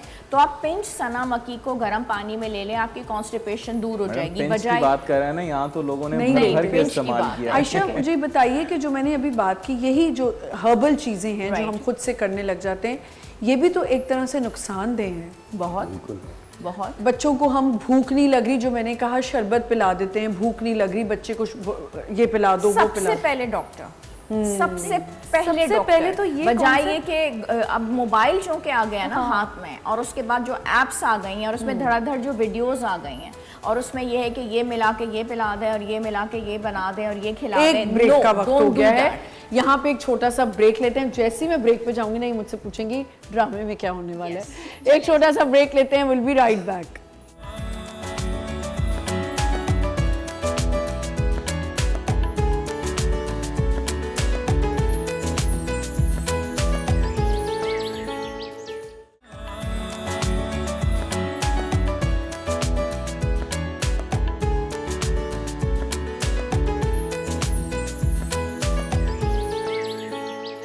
वेलकम बैक वंस अगेन। हाँ, हम बात कर रहे हैं सप्लीमेंट्स पे, और बहुत अच्छे से हमारे एक्सपर्ट्स जो हैं हमें बता रहे हैं कि सप्लीमेंट्स कब लेने चाहिए और कब नहीं लेने चाहिए। एनीमिक हो जाते हैं लोग बहुत ज़्यादा, डॉक्टर साहब उसके बारे में थोड़ा सा देखें, एनीमिया जो है वो खून की कमी है, और खून की कमी किस वजह से होती है, उसके डिफरेंट फैक्टर्स हो सकते हैं। मिसाल के तौर पे आयरन अवेलेबल ही ना हो, जो हमने आयरन लेना है, जिन फूड से लेना है आयरन नहीं है, तो अल्टीमेटली खून की कमी हो जाएगी। अच्छा, दूसरा ये हो सकता है कि आयरन तो जा रहा है बॉडी में, लेकिन रेड ब्लड सेल्स ही नहीं बन रहे, वो भी एक डिजीज़ हो सकती है। या और बहुत सारी रीजंस हो सकती हैं। फॉर एग्जांपल फीमेल्स का साइकिल जो होता है वो डिस्टर्ब हो जाए, उस वक्त भी एनीमिक सिचुएशन आ जाती है। जिस वक्त जो है वो प्रेगनेंसी का एक टाइम पीरियड चल रहा होता है, उस वक्त भी एनीमिक कंडीशन आ जाती है। तो एनीमिया डिफरेंट रीजंस के तहत पॉसिबल है, और उसका एक साइन एंड सिम्टम ये होता है कि आपको घबराहट बहुत ज़्यादा होगी। जब खून की कमी होती है तो ऑक्सीजन का लेवल बॉडी के अंदर मेंटेन नहीं होता, तो घबराहट होती है, सुकून नहीं मिलता, लेटेंगे तो नींद पूरी नहीं होती, ये कुछ चिड़चिड़ापन, ये सारी बड़ी कॉमन वो अच्छा, एक और चीज़ है, अगर आप लेथार्जिक हो रहे हैं तो कहते हैं जी B12 का इंजेक्शन लगा लो, या वो एक और होता है उसे क्या कहते हैं जो न्यूरोबॉर्न के इंजेक्शन लगा लो। हाँ, ये भी अपनी तरफ से लगा लें। एनीमिया जो तो है देखिए, वो ये तो जाहिर सी बात है कि अगर आपने कोई टेस्ट नहीं टेस्ट करवाया नहीं और किया, हिट एंड उसका ट्रायल B12 पे का चल लेवल रहे हैं, तो हर चीज आउट हो जाएगी बॉडी की, पता तो हो रीजन क्या ब्लड है। टेस्ट हो, डॉक्टर सबसे पहले देखिए अनीमिया पहले ये देखा जाए कि वो है किस वजह से। आयरन जो मेजर वजह है, आयरन डेफिशिएंसी, अगर हम न्यूट्रिशनल डेफिशिएंसीज की बात करें, B12 की कमी या RBC फोलेट की कमी, ये तीन चीज़ें हैं जिनकी कमी की वजह से एनीमिया होता है। या फिर कोई बीमारी आपको चल रही है, क्रॉनिक डिजीज, जैसे थायराइड का प्रॉब्लम चल रहा है, किडनी का प्रॉब्लम चल फिर रहा है, आप कर सकते हैं। तब anemia डॉक्टर निदा, किन किन लोगों को हमें सप्लीमेंट्स देने चाहिए? कौन से ऐसे लोग हैं जो रिक्वायरमेंट है? ये बड़ा अलार्मिंग है कि हम उन्हीं लोगों को नहीं देते जिनकी मैं बात कर रही हूँ अभी।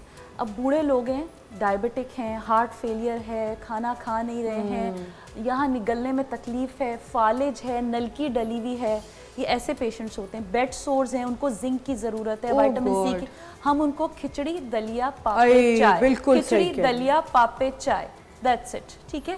और उनको ज़्यादा खाना नहीं देना। तो बेड सोर्स जिनको है उनको क्या सप्लीमेंट से ठीक किया जाता है? एक एग्जांपल दे रही हूँ कि अच्छा, विटामिन सी, जिंक, हीलिंग पे इम्पोर्टेंस है ना, Immune system इम्यून strong करना सिस्टम है ना। स्ट्रॉन्ग करना है हमें उनका।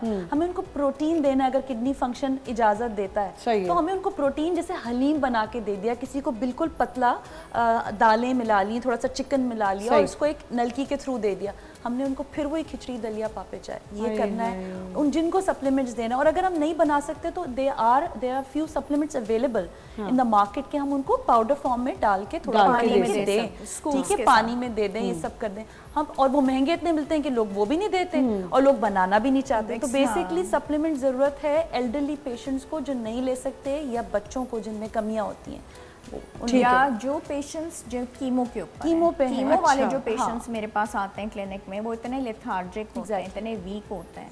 और ओल्ड पेशेंट्स का बताया, डायबिटिक का बताया, उसके अलावा वाकई कुछ लोग इतने अंडर स्ट्रेस्ड हैं, डिप्रेस्ड हैं आजकल, जैसे कि बहुत सारे कपल्स अकेले रह जाते हैं, बच्चे बाहर चले जाते हैं, तो वेट लॉस उनका हो रहा है। प्लस ये कि कुछ ऐसी कंडीशंस भी हैं, जैसे आई साइट जो है उसकी बेहतरी के लिए डाइट बेहतर नहीं कर पाते हैं, तो आई साइट को स्ट्रॉन्ग करना, स्ट्रेस डिप्रेशन हमने जैसे जिक्र किया, इम्यून सिस्टम को बेहतर करना, ये सारी ऐसी पेशेंट्स होते हैं। और एक इनफर्टिलिटी के लिए भी बहुत सारे जरूरत होती है, जो रिसर्च है, जरूरी नहीं है कि हम सिर्फ गाइडलाइंस की बात करें। जिंक बहुत इंपॉर्टेंट है मेन इनफर्टिलिटी के लिए, विटामिन डी बहुत इंपॉर्टेंट है। मुझे लगता है आजकल तो फर्टिलिटी का बहुत बड़ा प्रॉब्लम हो गया है, बहुत ज्यादा हो गया, हर घर में। और अच्छा, सारी चीजों के पीछे अगर आप देखेंगे ना, तो हाथ डाइट का है, डाइट इम्बैलेंस्ड है, लाइफस्टाइल जो है वो ठीक नहीं है, बच्चों में हो रही है, बूढ़ों में हो रही है, यंग एडल्ट में हो रही है, तो वो हो क्यों रही है? डाइट चाहिए। पहले तो रीजन ये देखें ना कि हम इस रीजन पहले तो आए इसी तरफ जो आज हम डिस्कस कर रहे हैं, वो हो ये रहा है कि देखें, एक तो हमारा हेल्दी लाइफस्टाइल नहीं है, हमारे सोने के रूटीन सही नहीं है, हमारे खाने के रूटीन सही नहीं है, हम पोर्शन मील्स नहीं लेते, हम उल्टे चलते हैं, हम रात का खाना पेट भर के खाते हैं और सो जाते हैं, और जबकि हम सुबह नाश्ता नहीं करते, हम ब्रेकफास्ट करके बगैर निकल जाते हैं। ऐसे बहुत से मेरे पास केसेस आते हैं जो फीमेल क्लाइंट आती हैं, 90% फीमेल क्लाइंट जो वेट उनका गेन हो रहा है, या तो उनको फैटी लिवर है, या तो उनको पीसीओएस चल रहा है, हार्मोनल इम्बैलेंस चल रहा है, थायराइड चल रहा है। वो क्यों चल रहा है? वो उनके अपने लाइफस्टाइल की वजह से चल रहा है, और कोई मतलब वो गॉड गिफ्टेड उनको नहीं मिली है ये चीज़ें। तो सबसे पहले तो हम अपने लाइफस्टाइल को चेंज करें, अपने डाइट को चेंज करें। बच्चों को अब आप लंच दे रहे हैं, मैं देख रहा हूँ बहुत सारे बच्चे जो हैं वो स्नैक्स लेके जा रहे हैं, बिस्किट्स लेके जा रहे हैं, जूसेस लेके जा रहे हैं स्कूल के अंदर। भाई आप उनका एक न्यूट्रिशन प्लान बनाएं कि इनको मैं लंच में ये देना है, नट्स उनको आज मैंने मंडे ये देना है, ट्यूसडे ये देना है, वेडनेसडे ये देना है। और सीजनल फ्रूट्स हमारे घर में हम बच्चों को नहीं खिला रहे हैं, हम बड़े भी नहीं खा रहे हैं। अरे आपको मैं बता रही हूँ, मैं परसों उस दिन तरबूज लेने गई हूँ, इतना मेरा दिल चाह रहा था तरबूज खाने को। तरबूज मुझे उस दिन किसी डॉक्टर ने कहा कि तरबूज जब आप कटवाते हैं ना, जब जाते हैं फ्रूट वाले के पास, तो टिश्यू रख के देखें कि उसमें वो रंग तो निकल रहा था। अब मुझे तो उन्होंने कहा वो इंजेक्शन लगा के उसमें रंग भर रहे हैं, और जब घर लेके आई फीका तरीन तरबूज। अब आप मुझे फ्रूट्स भी बंदा कैसे खाए? तो आप देखें उनको, आप कोई ऐसा फ्रूट वाला देखें जिस जो बहुत पुराना हो, जिस पे आपको ट्रस्ट हो, इसीलिए तो हिट जा रही हैं। आप टेस्ट करके लेना, हम तो टेस्ट करके लेते। सोच रहे हैं कि क्या मैं कहूँ इस बात पे। देखें, जो भी आपने बात की है ना, हमारा प्रॉब्लम ये है कि हम हर वो फ्रूट और हर वो वेजिटेबल पसंद करते हैं जो आउट ऑफ द सीजन होता है। जब टर्न्स ऑफ प्रोडक्शन हुई होगी ना, तो कोई भी उसके अंदर अडल्ट्रेशन नहीं करेगा। This is sort of adulteration. हम महंगा आइटम लेते हैं, आजकल महीना है डॉक्टर साहब, और मंथ है, ठीक है, अभी आना शुरू हो गया है। हाँ। ठीक है, अभी आप देखिएगा जब अभी मैंगोज आ गए, मैंगोज में जब तक के पूरा टाइम सीजन नहीं आएगा उस वक्त तक अडल्ट्रेशन कोई कर सकता है, लेकिन जब उसकी पूरी प्रोडक्शन फुल आई हुई होगी, फिर उसके बाद आप देखिएगा कोई उसके साथ कुछ नहीं करता, जैसा आता है मार्केट में बिकता है। तो हमेशा याद रखें, जो मार्केट में सीजनल फ्रूट वेजिटेबल या सीजन की जो चीज हो इस्तेमाल करें, बेस्ट वही है। हम आउट ऑफ द सीजन एक चीज तो हम समझ आई ना कि सप्लीमेंट्स लेना कोई बुरी बात नहीं है, लेकिन सप्लीमेंट्स लेने का तरीका होना चाहिए।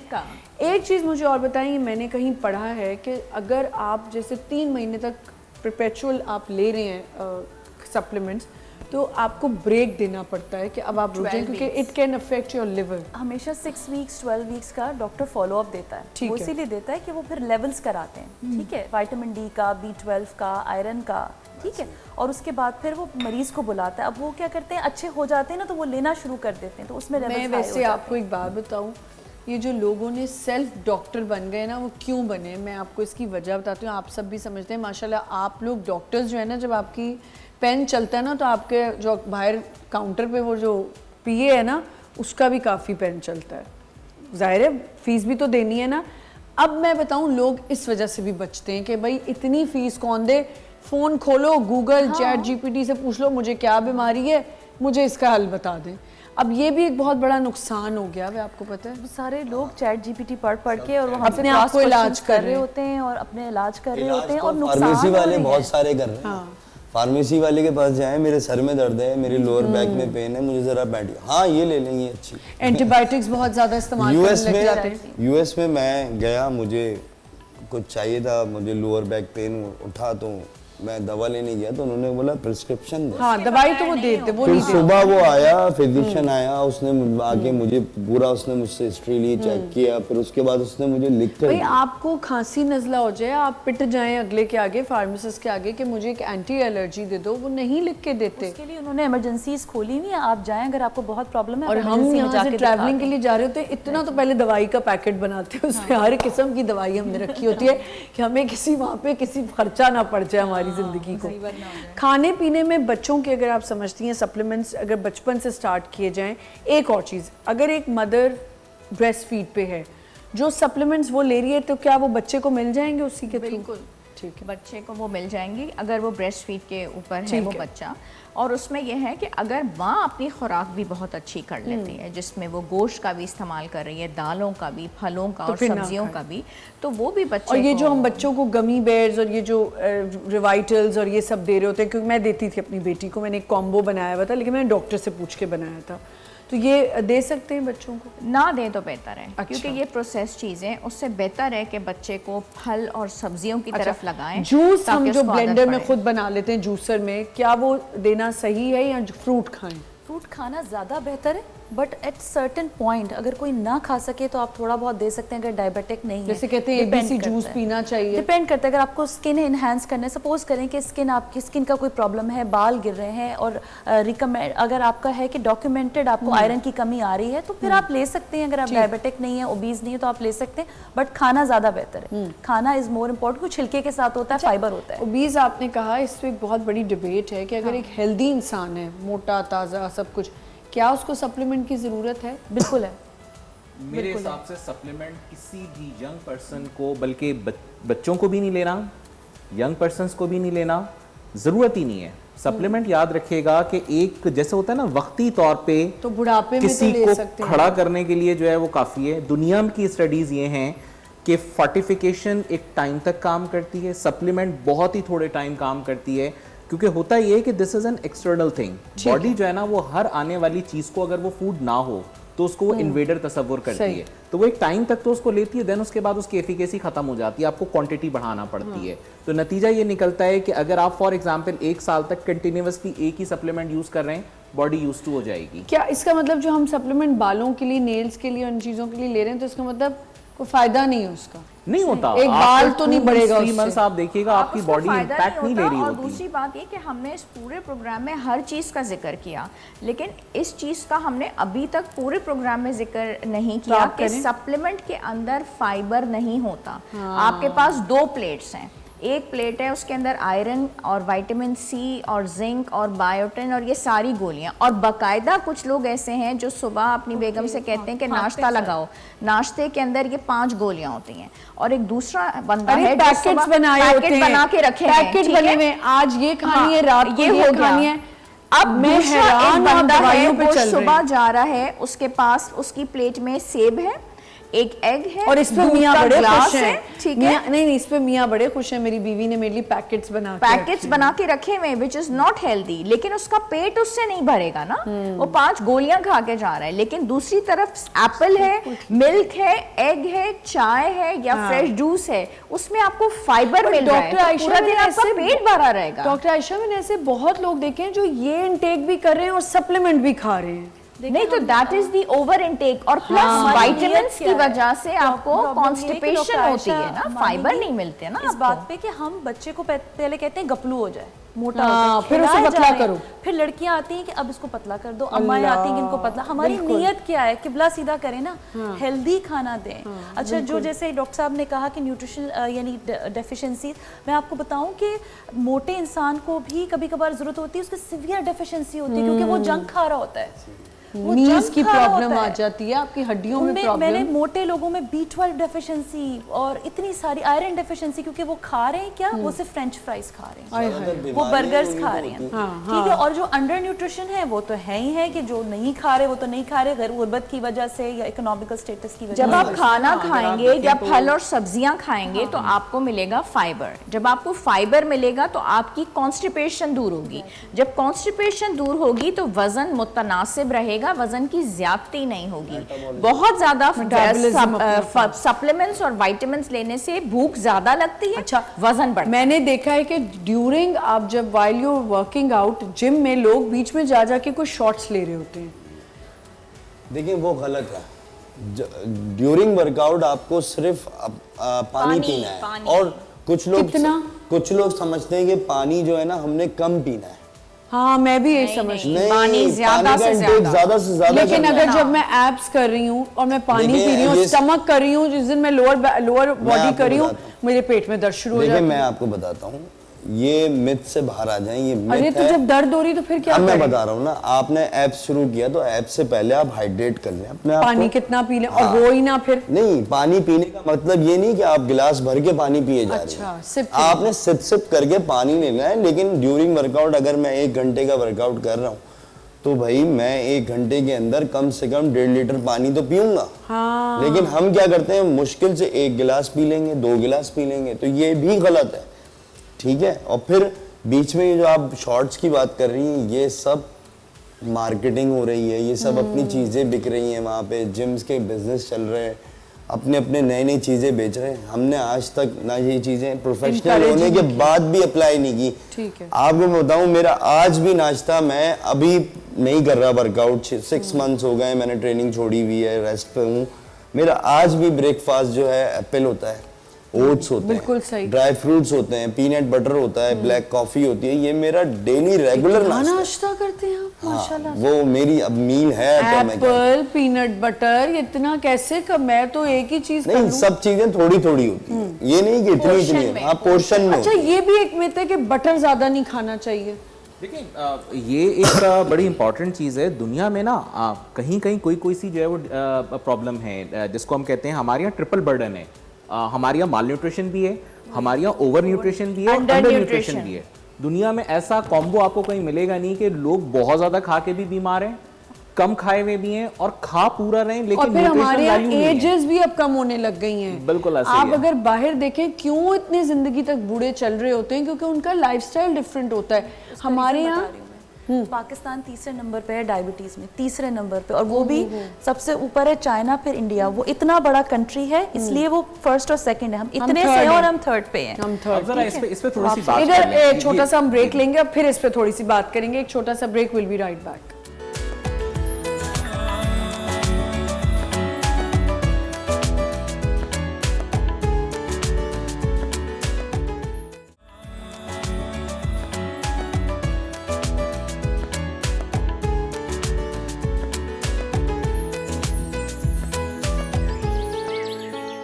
Welcome back once again. Doctor साहब, आप कुछ कह रहे थे तो मैं ब्रेक पे चली गई। जी, देखिए, हमें थोड़ा सा ना अपने जो है वो फूड को भी देखना पड़ेगा, हम खा क्या रहे हैं। जी, मैं आपको छोटा सा एक इंजेक्टेड हमारी मुर्गियां हैं। जी, हम पूरे साल में 125 किलो से ज़्यादा आटा खाते हैं, हाँ। ठीक है, यानी गंदम।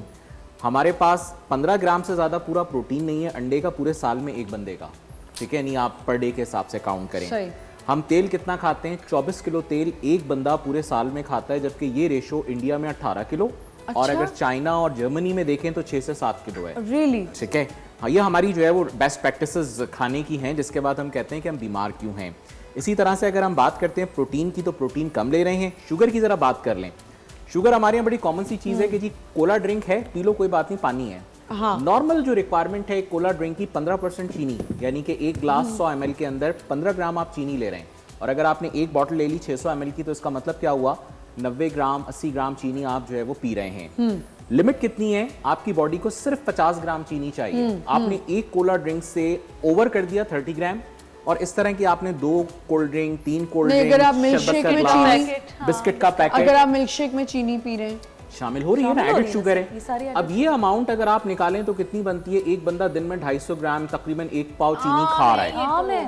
अब आप ये बताइए, लोग कहते हैं मैं तो कुछ खाते भी नहीं पी हूँ। थोड़े दिन के बाद अच्छा, इतनी सिर्फ चीनी फुप्पो के घर नहीं ऊपर- मिलती कोला ड्रिंक, खाला क्या जाओ, कहीं पे भी जाओ ये हमारे कोला यहाँ ये फुप्पो कौमी का क्या मिजाज है। चक्कर है? आज आप पुरानी मुझसे हिस्ट्री है, खोल ले। आज ये बैठेंगी मेरे साथ और मुझे बताएंगी फुप्पो का क्या चक्कर है। प्रोग्राम के बाद ना सारी आवाम भी क्या बताएगी आपके साथ ना। दुख किया? आपकी फुप्पो ने ऐसा कौन सा आप पे तशद्दुद किया है? बेचारी जन्नत में फिर है। साथ में बेचारी भी कहती है, तो किसकी फुप्पो ने आपको आपकी नंदों ने तो नहीं किया? आवाम की नंदों ने तो नहीं बच्चों को नहीं, तंग नहीं, किया? एक्चुअली इट्स अ बिल्कुल नहीं। मीम फुप्पो। हाँ, इट्स अ मीम। यार इतना भी ना करें, मतलब। हाँ, और क्या, वो कोला ड्रिंक की बात कर अच्छा रहे हैं। मेरी मैंने- बात सुने, ऐसी बात नहीं, हमारी तो ऐसी फुप्पो नहीं थी जो हमें बैठ बैठ के कोला ड्रिंक्स पिला रही हैं और खाने ऐसे। मैंने कहा फुप्पो नहीं पिलाती, ये खाला प्रेशर होता पिलाती है, हैं। ये अच्छा, प्रेशर अच्छा। होता है माओ के ऊपर। तो फिर कि बच्चा फुप्पो तो मोटा अच्छी नहीं हुई ना?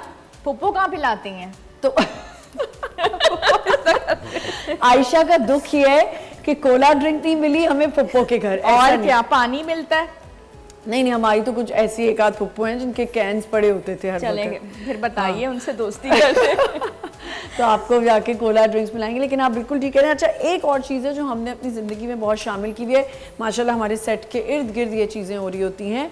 गुटखा, पान, छालिया। मैं भी छालिया खाती हूँ 2-3 दाने, लेकिन ये जो हर वक्त गुटखा, ये भी तो डेफिशिएंसीज करता है। सबसे पहले जो ये जो कैंसर कॉज करता है वो तो सबको पता है, जी, ठीक है? बिल्कुल। लेकिन आयरन डेफिशिएंसी का मेजर यही है। कॉज पान, गुटखा, गैस्ट्राइटिस, पेट के कहते हैं मसले। ये छालिया खून को पतला करती है। नहीं भाई, यही एच सुना पाइलोराई मैंने। इन्फेक्शन जो अच्छा। कि गैस्ट्रिक कैंसर भी कॉज करता है, ये पान गुटखा छालिया से एच पाइलोराई इन्फेक्शंस होते हैं। अच्छा। सिवियर गैस्ट्राइटिस और अल्सर करवाता है, ठीक है, जरासीम। इसके अलावा Smoking आयरन भी की कमी। डेफिशिएंसीज। अच्छा, जो आयरन की मेड कमी तो घर में बहुत काम common कर है। रही होगी ना, वो ये मुंह में रख के करती है। और आप देखें कि they are so thin and lean, कमजोर होती हैं, खून की कमी होती है। अगर उनसे पूछो बाजी मैं ते 6 घरां विच काम करना है, मैं इसके बगैर ते काम ही नहीं कर सकती, मैनू ताकत मिलती है। उनका कॉन्सेप्ट खाने ये से, है कि बिल्कुल वो सही। ये डालती हैं नशा। और उनको नशा मिलता है, और फिर धड़ाधड़ नशे से एक बात है कि ड्रग एडिक्शन जो आजकल बच्चों में बहुत This is the common है, addiction. आइस बच्चों में नहीं, खास तौर हर पे, बड़ों में भी। आइस खास तौर पे लोग खाते ही नहीं है पूरा पूरा दिन। वो ड्रगीज होते हैं, ड्रग एडिक्ट होते हैं, खा नहीं रहे, उनमें भी मल्टीपल अच्छा, डेफिशिएंसी। ग्रीन टी भी डेफिशिएंसी करती है? नहीं, green tea is a very good tonic. मसला ये है कि हम ग्रीन टी पीते नहीं है। नहीं, लेकिन डॉक्टर साहब मैं किसी बच्ची को जानती हूँ जो इतनी ग्रीन टी पतले होने के लिए पीती थी कि उसकी हड्डियों में आवाज आती थी। नहीं, देखें, आप अलग बात कर रही हैं। अच्छा, ग्रीन ये टी बहुत का ज्यादा इस्तेमाल एक खास अंदाज एक में quantity करना, में, हाँ। यानी आप जिस तरह से फॉर एग्जांपल दिन भर चाय पी रहे हैं ना, इसकी जगह अगर आप as a green tea tonic के तौर पे Replace इस्तेमाल करें थोड़ा थोड़ा, तो ये बॉडी के लिए बहुत अच्छा एंटीऑक्सीडेंट एक्टिविटी को बहाल करता है, जिसकी वजह से आपकी स्किन ग्लो करेगी, बॉडी के अंदर जितने भी टॉक्सिक कंपाउंड्स हैं उनका रिमूवल होगा, खून की सफाई होगी। जो मुख्तलिफ किस्म के तो शरबत एक दिन इस्तेमाल में करते हैं कितनी खून ग्रीन के टी लिए। ले सकते हैं हम? 3 to 4 कप्स। मील के साथ नहीं। मील 3 कैटेगरीज हैं, कॉफी है, ग्रीन टी है, चाय है। इसमें ग्रीन टी नंबर 1 है, चाय नंबर 2 है, कॉफी नंबर 3 है। कॉफी में कैफीन की पप्पो के घर परसेंटेज चाय तो मिलती होगी आपको। पानी मिलता है, तो उसमें ये होता है कि ना कॉफी जो है ना उसके अंदर कैफीन सबसे ज्यादा है। ग्रीन टी में ऐसा नहीं है कि कैफीन नहीं है, लेकिन बहुत ही थोड़ा ठीक है। And it is rich in antioxidants. लेकिन आप जो बता रही हैं ऐसा नहीं है कि ग्रीन ग्रीन टी उसी पे आप लग वो इस वजह से कि लोग फाके करने लगते हैं जी। और हेल्दी डाइट से हट जाते ठीक हैं। है। जब भी आपको डाइटिंग करनी है, या जिसको डाइटिंग कहते हैं, आपको कुछ अपनी कैलोरीज 600-700 कैलोरीज अपनी जिस्म से माइनस करनी है, दैट्स इट। आपने फाके नहीं करने। एक और चीज़ पूछ लूँ आप लोगों से, क्योंकि वो भी बड़ा फैशन में आजकल, उसके बगैर तो आपका जो है स्टेटस जो है वो क्या कहते हैं, Symbol, बनी, हाँ सिंबल, वो बन ही नहीं सकता ना क्या है? आपका। क्या है वो? वेप हाँ, वेप इज वेप अगर हाथ में नहीं है तो फैशनेबल तो नहीं है. It is almost, there are researches And almost even more more to dangerous, smoking. even more. It is शीशा so with dangerous. tobacco, I don't know without, मैंने कभी ये पता नहीं है कि with tobacco मिल रहा है without, but if शीशा is with tobacco, it's equivalent. Vape is equivalent. Equivalent है, to बिल्कुल. smoking. अब इस पे रिसर्च आ रही है. ये कोई स्मोकिंग से खाली- बढ़कर ये नुकसान ज्यादा है, ज्यादा है. Exactly. ज्यादा 10 से है। 100 सिगरेट का इक्विवेलेंट समझ लें एक वेप बनता है. इक्विवेलेंट है उसका 10 से मतलब 100 सिगरेट का जो इम्पैक्ट आएगा शीशा भी वो ऐसे उसी ही। से आ अच्छा, रहा है. आप किसी वेप स्मोकर को अगर ये चीजें भेजें ना, जो आजकल अब तो बहुत ज्यादा आ गया है, हर जगह सोशल मीडिया पे बता रहे हैं कि ये नुकसानदेह, मैंने तो जी आगे से वो सिगरेट हंसना शुरू हो छोड़ जाते दी हैं है। और वेप को यूं करके आपके मुंह पे उड़ा. और नॉर्मली सिगरेट सब मैंने जगह छोड़ दी अवेलेबल है, अब है। तो वेप के ऊपर हूँ। आपने? नहीं, लोगों से अगर ये पूछो तो वो ये कहते हैं कि जी मेरे मुझे लगा बच्चे ने, आप कह रही हैं कि सिगरेट तो मैंने छोड़ दी. मदर्स अपने बच्चों का Exactly. ये कहती हैं कि उसने अब सिगरेट पीना छोड़ अब वो दी, वेप पे अब आ वो गया। वेप पे आ गया है. बट बात ये है कि सिगरेट का तो धुआं था जो आपके लंग्स को जी। इफेक्ट, ये वेपर्स हैं. हाँ। लंग्स की जो लेयर्स हैं, जो उसकी पूरी राहदारी है, वो वेपर्स के लिए तो बनी नहीं. अच्छा, और मोर डेंजरस. मुझे एक बात बताएं, सिर्फ ये एक मैनर्स की बात इसमें आ जाती है. हम सिगरेट कभी किसी बड़े के आगे पी सकते हैं? नहीं पी सकते. वेप पी रहे हैं। वेप हम बड़ों के आगे पी रहे हैं, तो vape it is equivalent to cigarette. तो आप वो भी आप अपने बड़े के सामने पी रहे हैं, तो आप उस मैं देख रहा हूँ जिम आए हैं लड़का और जिम लड़की, वेप कर रहे हैं. जिम में वेप पी रहे हैं. एक दिन मैंने बोला भाई ये सिगरेट कौन पी रहा है जिम में, तो देखा तो वो वेप पी रहा है. तो मैंने कहा भाई ये जिम है, फिटनेस सेंटर है, ये वेप कुछ वेप नहीं रूल्स चलेगा। हैं, कोई रेगुलेशंस होते हैं, कुछ रूल्स होते हैं, एथिक्स होते हैं. एथिक्स होते हैं. बड़ों के सामने आप अगर वेप भी करें तो वो एक ही बात है. आप सिगरेट का धुआं नहीं कर रहे, आप वेप कर रहे हैं. बात तो एक ही. मुझे समझ नहीं आती, मेरा दिल चाहता है ये जो लोग इन्वेंट करते हैं ना ये चीजें, इनको मैं कत्ल कर दूं कि ये क्यों आया है वेप. बेसिकली नहीं तो ये इन्वेंशन आप देखें ना, आपकी सबसे ज्यादा जो इन्वेंशन इस तरह की जो इन्वेंशंस होती हैं वो हमारे मुल्क में ही अडॉप्ट हो रही होती हैं जी सबसे जी, ज्यादा। नहीं हर मुल्क में हो रही है. आप देख नहीं हो रही हैं, लेकिन आप देखेंगे बाहर मैंने ये चीजें नोटिस की हैं कि वो अपने बच्चों को हर तरह से रोकते हैं ऐसी चीजों से. भाई हाँ, उनसे हटके तो कर रहे होंगे, उनसे अच्छा, बचा के कल तो ही कर की रहे मैं आपको बात बता रही हूँ. मैंने सोशल मीडिया पे, आप लोगों ने पता नहीं वो वीडियो मिस कर दी है, क्या कर दी है. एक बच्ची ने just to impress her friends वो वेप लेके गई स्कूल में और उसके अंदर जो लिक्विड होता है वो उसने पी लिया और वो बच्ची बेहोश हो गई. ये इस्लामाबाद में कल हुआ है. और जब माँ बाप को बुलाया गया, पेरेंट्स को जब बुलाया गया, स्कूल प्रिंसिपल ने बजाय इसके कि वो बच्ची को कुछ कहते, उन्होंने उल्टा ही they started blaming the school system कि आपने बच्ची को देखा नहीं कि उसने पी लिया. बहुत से बच्चे ट्यूशन में, मैं एक बच्चे को बता रही हूँ, ट्यूशन में बच्चे निकाल के वेप शो मार के रख देते हैं और ऐसे करके बंद कर देते हैं. भाई ये क्योंकि बच्चों के जहन में डाल दिया कि you will look very modern, classy के वेप उड़ा रहे हैं आप. भाई खुदा के लिए मैं चाहती हूँ अल्लाह करे जैसे शीशा बैन हुआ था इस तरह ये वेप बैन हो जाए यहाँ पे. कितनी बड़ी प्रॉब्लम यहाँ कुछ भी बैन नहीं हो सकता, शीशा ऑन है. ऑन है? आपको कैसे पता बैन हो गया? हाय हर हाय। जगह मिल रहा है शीशा. बल्कि अब तो लोगों ने लाइफस्टाइल बना लिया, घर में होता है. घर में होता है. हम एक दफा अपने फ्रेंड्स के घर बैठे थे, वो मतलब उनको ये लगा ये बहुत बहुत मॉडर्न बात है और बड़ी कोई ज़बरदस्त बात है कि माएँ भी शीशा कर रही हैं, बच्चे भी कर रहे हैं और शीशा पिया जा रहा है. थोड़ी देर में देखा तो मेरी फ्रेंड ही थी, उनकी बेटी जो है वो गिर गई क्योंकि उसने इतना शीशा किया कि इट हिट हर. और रेस्पिरेटरी इन्फेक्शन, सांस की बीमारियां सबको कैच होती तो ये चली जाती हैं. डेफिशिएंसीज में ही आ जाता है ना. जी डॉक्टर साहब. बहुत सारी परेशान हो गए, नहीं, मुझे बहुत सारी आपको डिस्कशंस हो गई और मेरा टेंशन ख्याल है में कि आ जिस गए. चीज़ को हमने यहाँ पे मॉडर्न या हेल्दी लाइफस्टाइल के हवाले से जो बात करनी है, उसमें अगर आप इंटरनेशनल डेफिनेशन देखें ना हेल्थ की, उसमें आपको क्या मिलता है? हेल्थ बेसिकली 3-4 चीज़ों का कॉम्बो है जी. Physical health, mental health, spiritual health and your overall well being. ये अच्छा. सारी चीज़ें मिला के ठीक हेल्थ है. बनती हैं. अब इसमें से आप किसी भी चीज़ को माइनस करें, फॉर एग्जाम्पल एडिक्शन में चाहे वो गुटखा मावा हो, चाहे वेप हो, सिगरेट हो, चाय हो या इस किस्म की कोई भी और कोई चीज भी हो, addiction वो है, सारी की सारी चीजें एडिक्शन जो हैं वो गलत अच्छा, होंगी और वो हेल्थ में नहीं आएंगी. जरा सिम्टम्स पे आ जाते हैं. हम क्या अपने नाजरीन को बताएं कि क्या सिम्टम्स हो रहे हैं जो हमें फौरन से जाके डॉक्टर को चेकअप कराने कि हमें कोई डेफिशिएंसी है.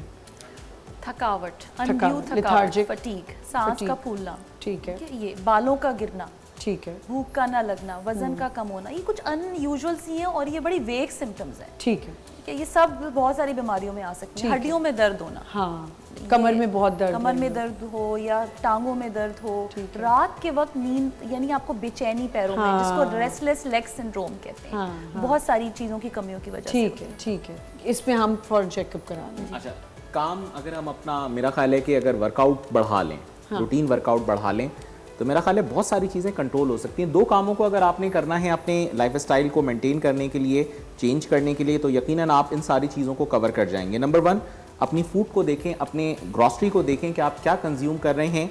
मिसाल के तौर पे अगर 5 अफराद की फैमिली 5 किलो तेल ले रही है, तो उसका मतलब ये है कि वो 12 किलो तेल 1 साल में, और जितना हम घर से लेते हैं उतना ही बाहर से, तो 24 किलो तेल बनता है। आप कुछ ना करें, बाहर से खाने वाले आइटम्स की तादाद को थोड़ा सा कम कर दें, बिल्कुल, और घर में आने वाले तेल को 5 की जगह 4 किलो कर दें। सिमिलरली अगर हम अपने लाइफस्टाइल में थोड़ा सा काम ये करें कि आपने उठक बैठक लगा लेनी है, जिम के इंस्ट्रक्टर मौजूद हैं, यकीनन वो बता देंगे कि इसमें कौन कौन सी नॉर्मल एक्सरसाइजेज हैं जो हम रूटीन में कर सकते हैं। मसलन हैंड्स को अप एंड डाउन करना, या अगर घर की खवातीन हैं तो वो थोड़ा सा घरेलू कामों के अंदर इन्वॉल्व हो जाएं।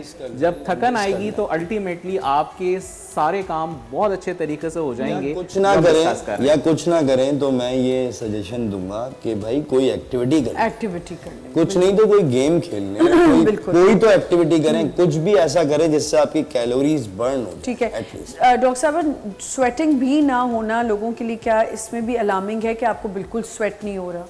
देखिए, स्वेट ग्लैंड्स जो होते हैं ना, वो सबके डिफरेंट होते हैं। ठीक है। और किसी को स्वेटिंग ज़्यादा होती है, किसी को कम होती है।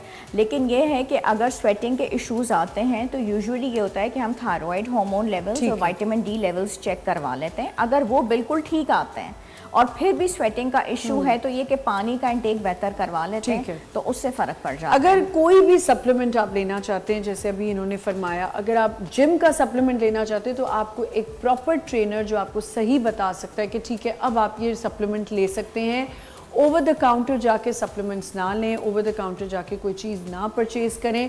जैसे डॉक्टर्स ने बताया कि कुछ टेस्ट होते हैं वो आपने कराने होते हैं, आपको नहीं पता चल रहा होता आपको किस फूड से एलर्जीज़ हो रही हैं, आपको किसी ऐसी चीज़ से एलर्जी हो रही है जो आपको समझ ही नहीं आ रही। So for that you need to consult a doctor as soon as possible. कोई ज़रूरत नहीं इधर उधर जाके डॉक्टर स्प्री करने की, आपको खुद डॉक्टर ना बने, एक आध अपना कोई डॉक्टर रखें जिससे आप ये चीज़ें पूछ सकते हैं। थैंक यू सो मच, बहुत बहुत शुक्रिया आप लोगों को ज्वाइन करने का हमें, और इंशाल्लाह जो भी हमने बात की, आई एम श्योर कोई एक आध बात लोगों को समझ आ गई हो। अपना बहुत ख्याल रखिएगा, कल इंशाल्लाह एक नए शो के साथ आएंगे। खुदा हाफिज़।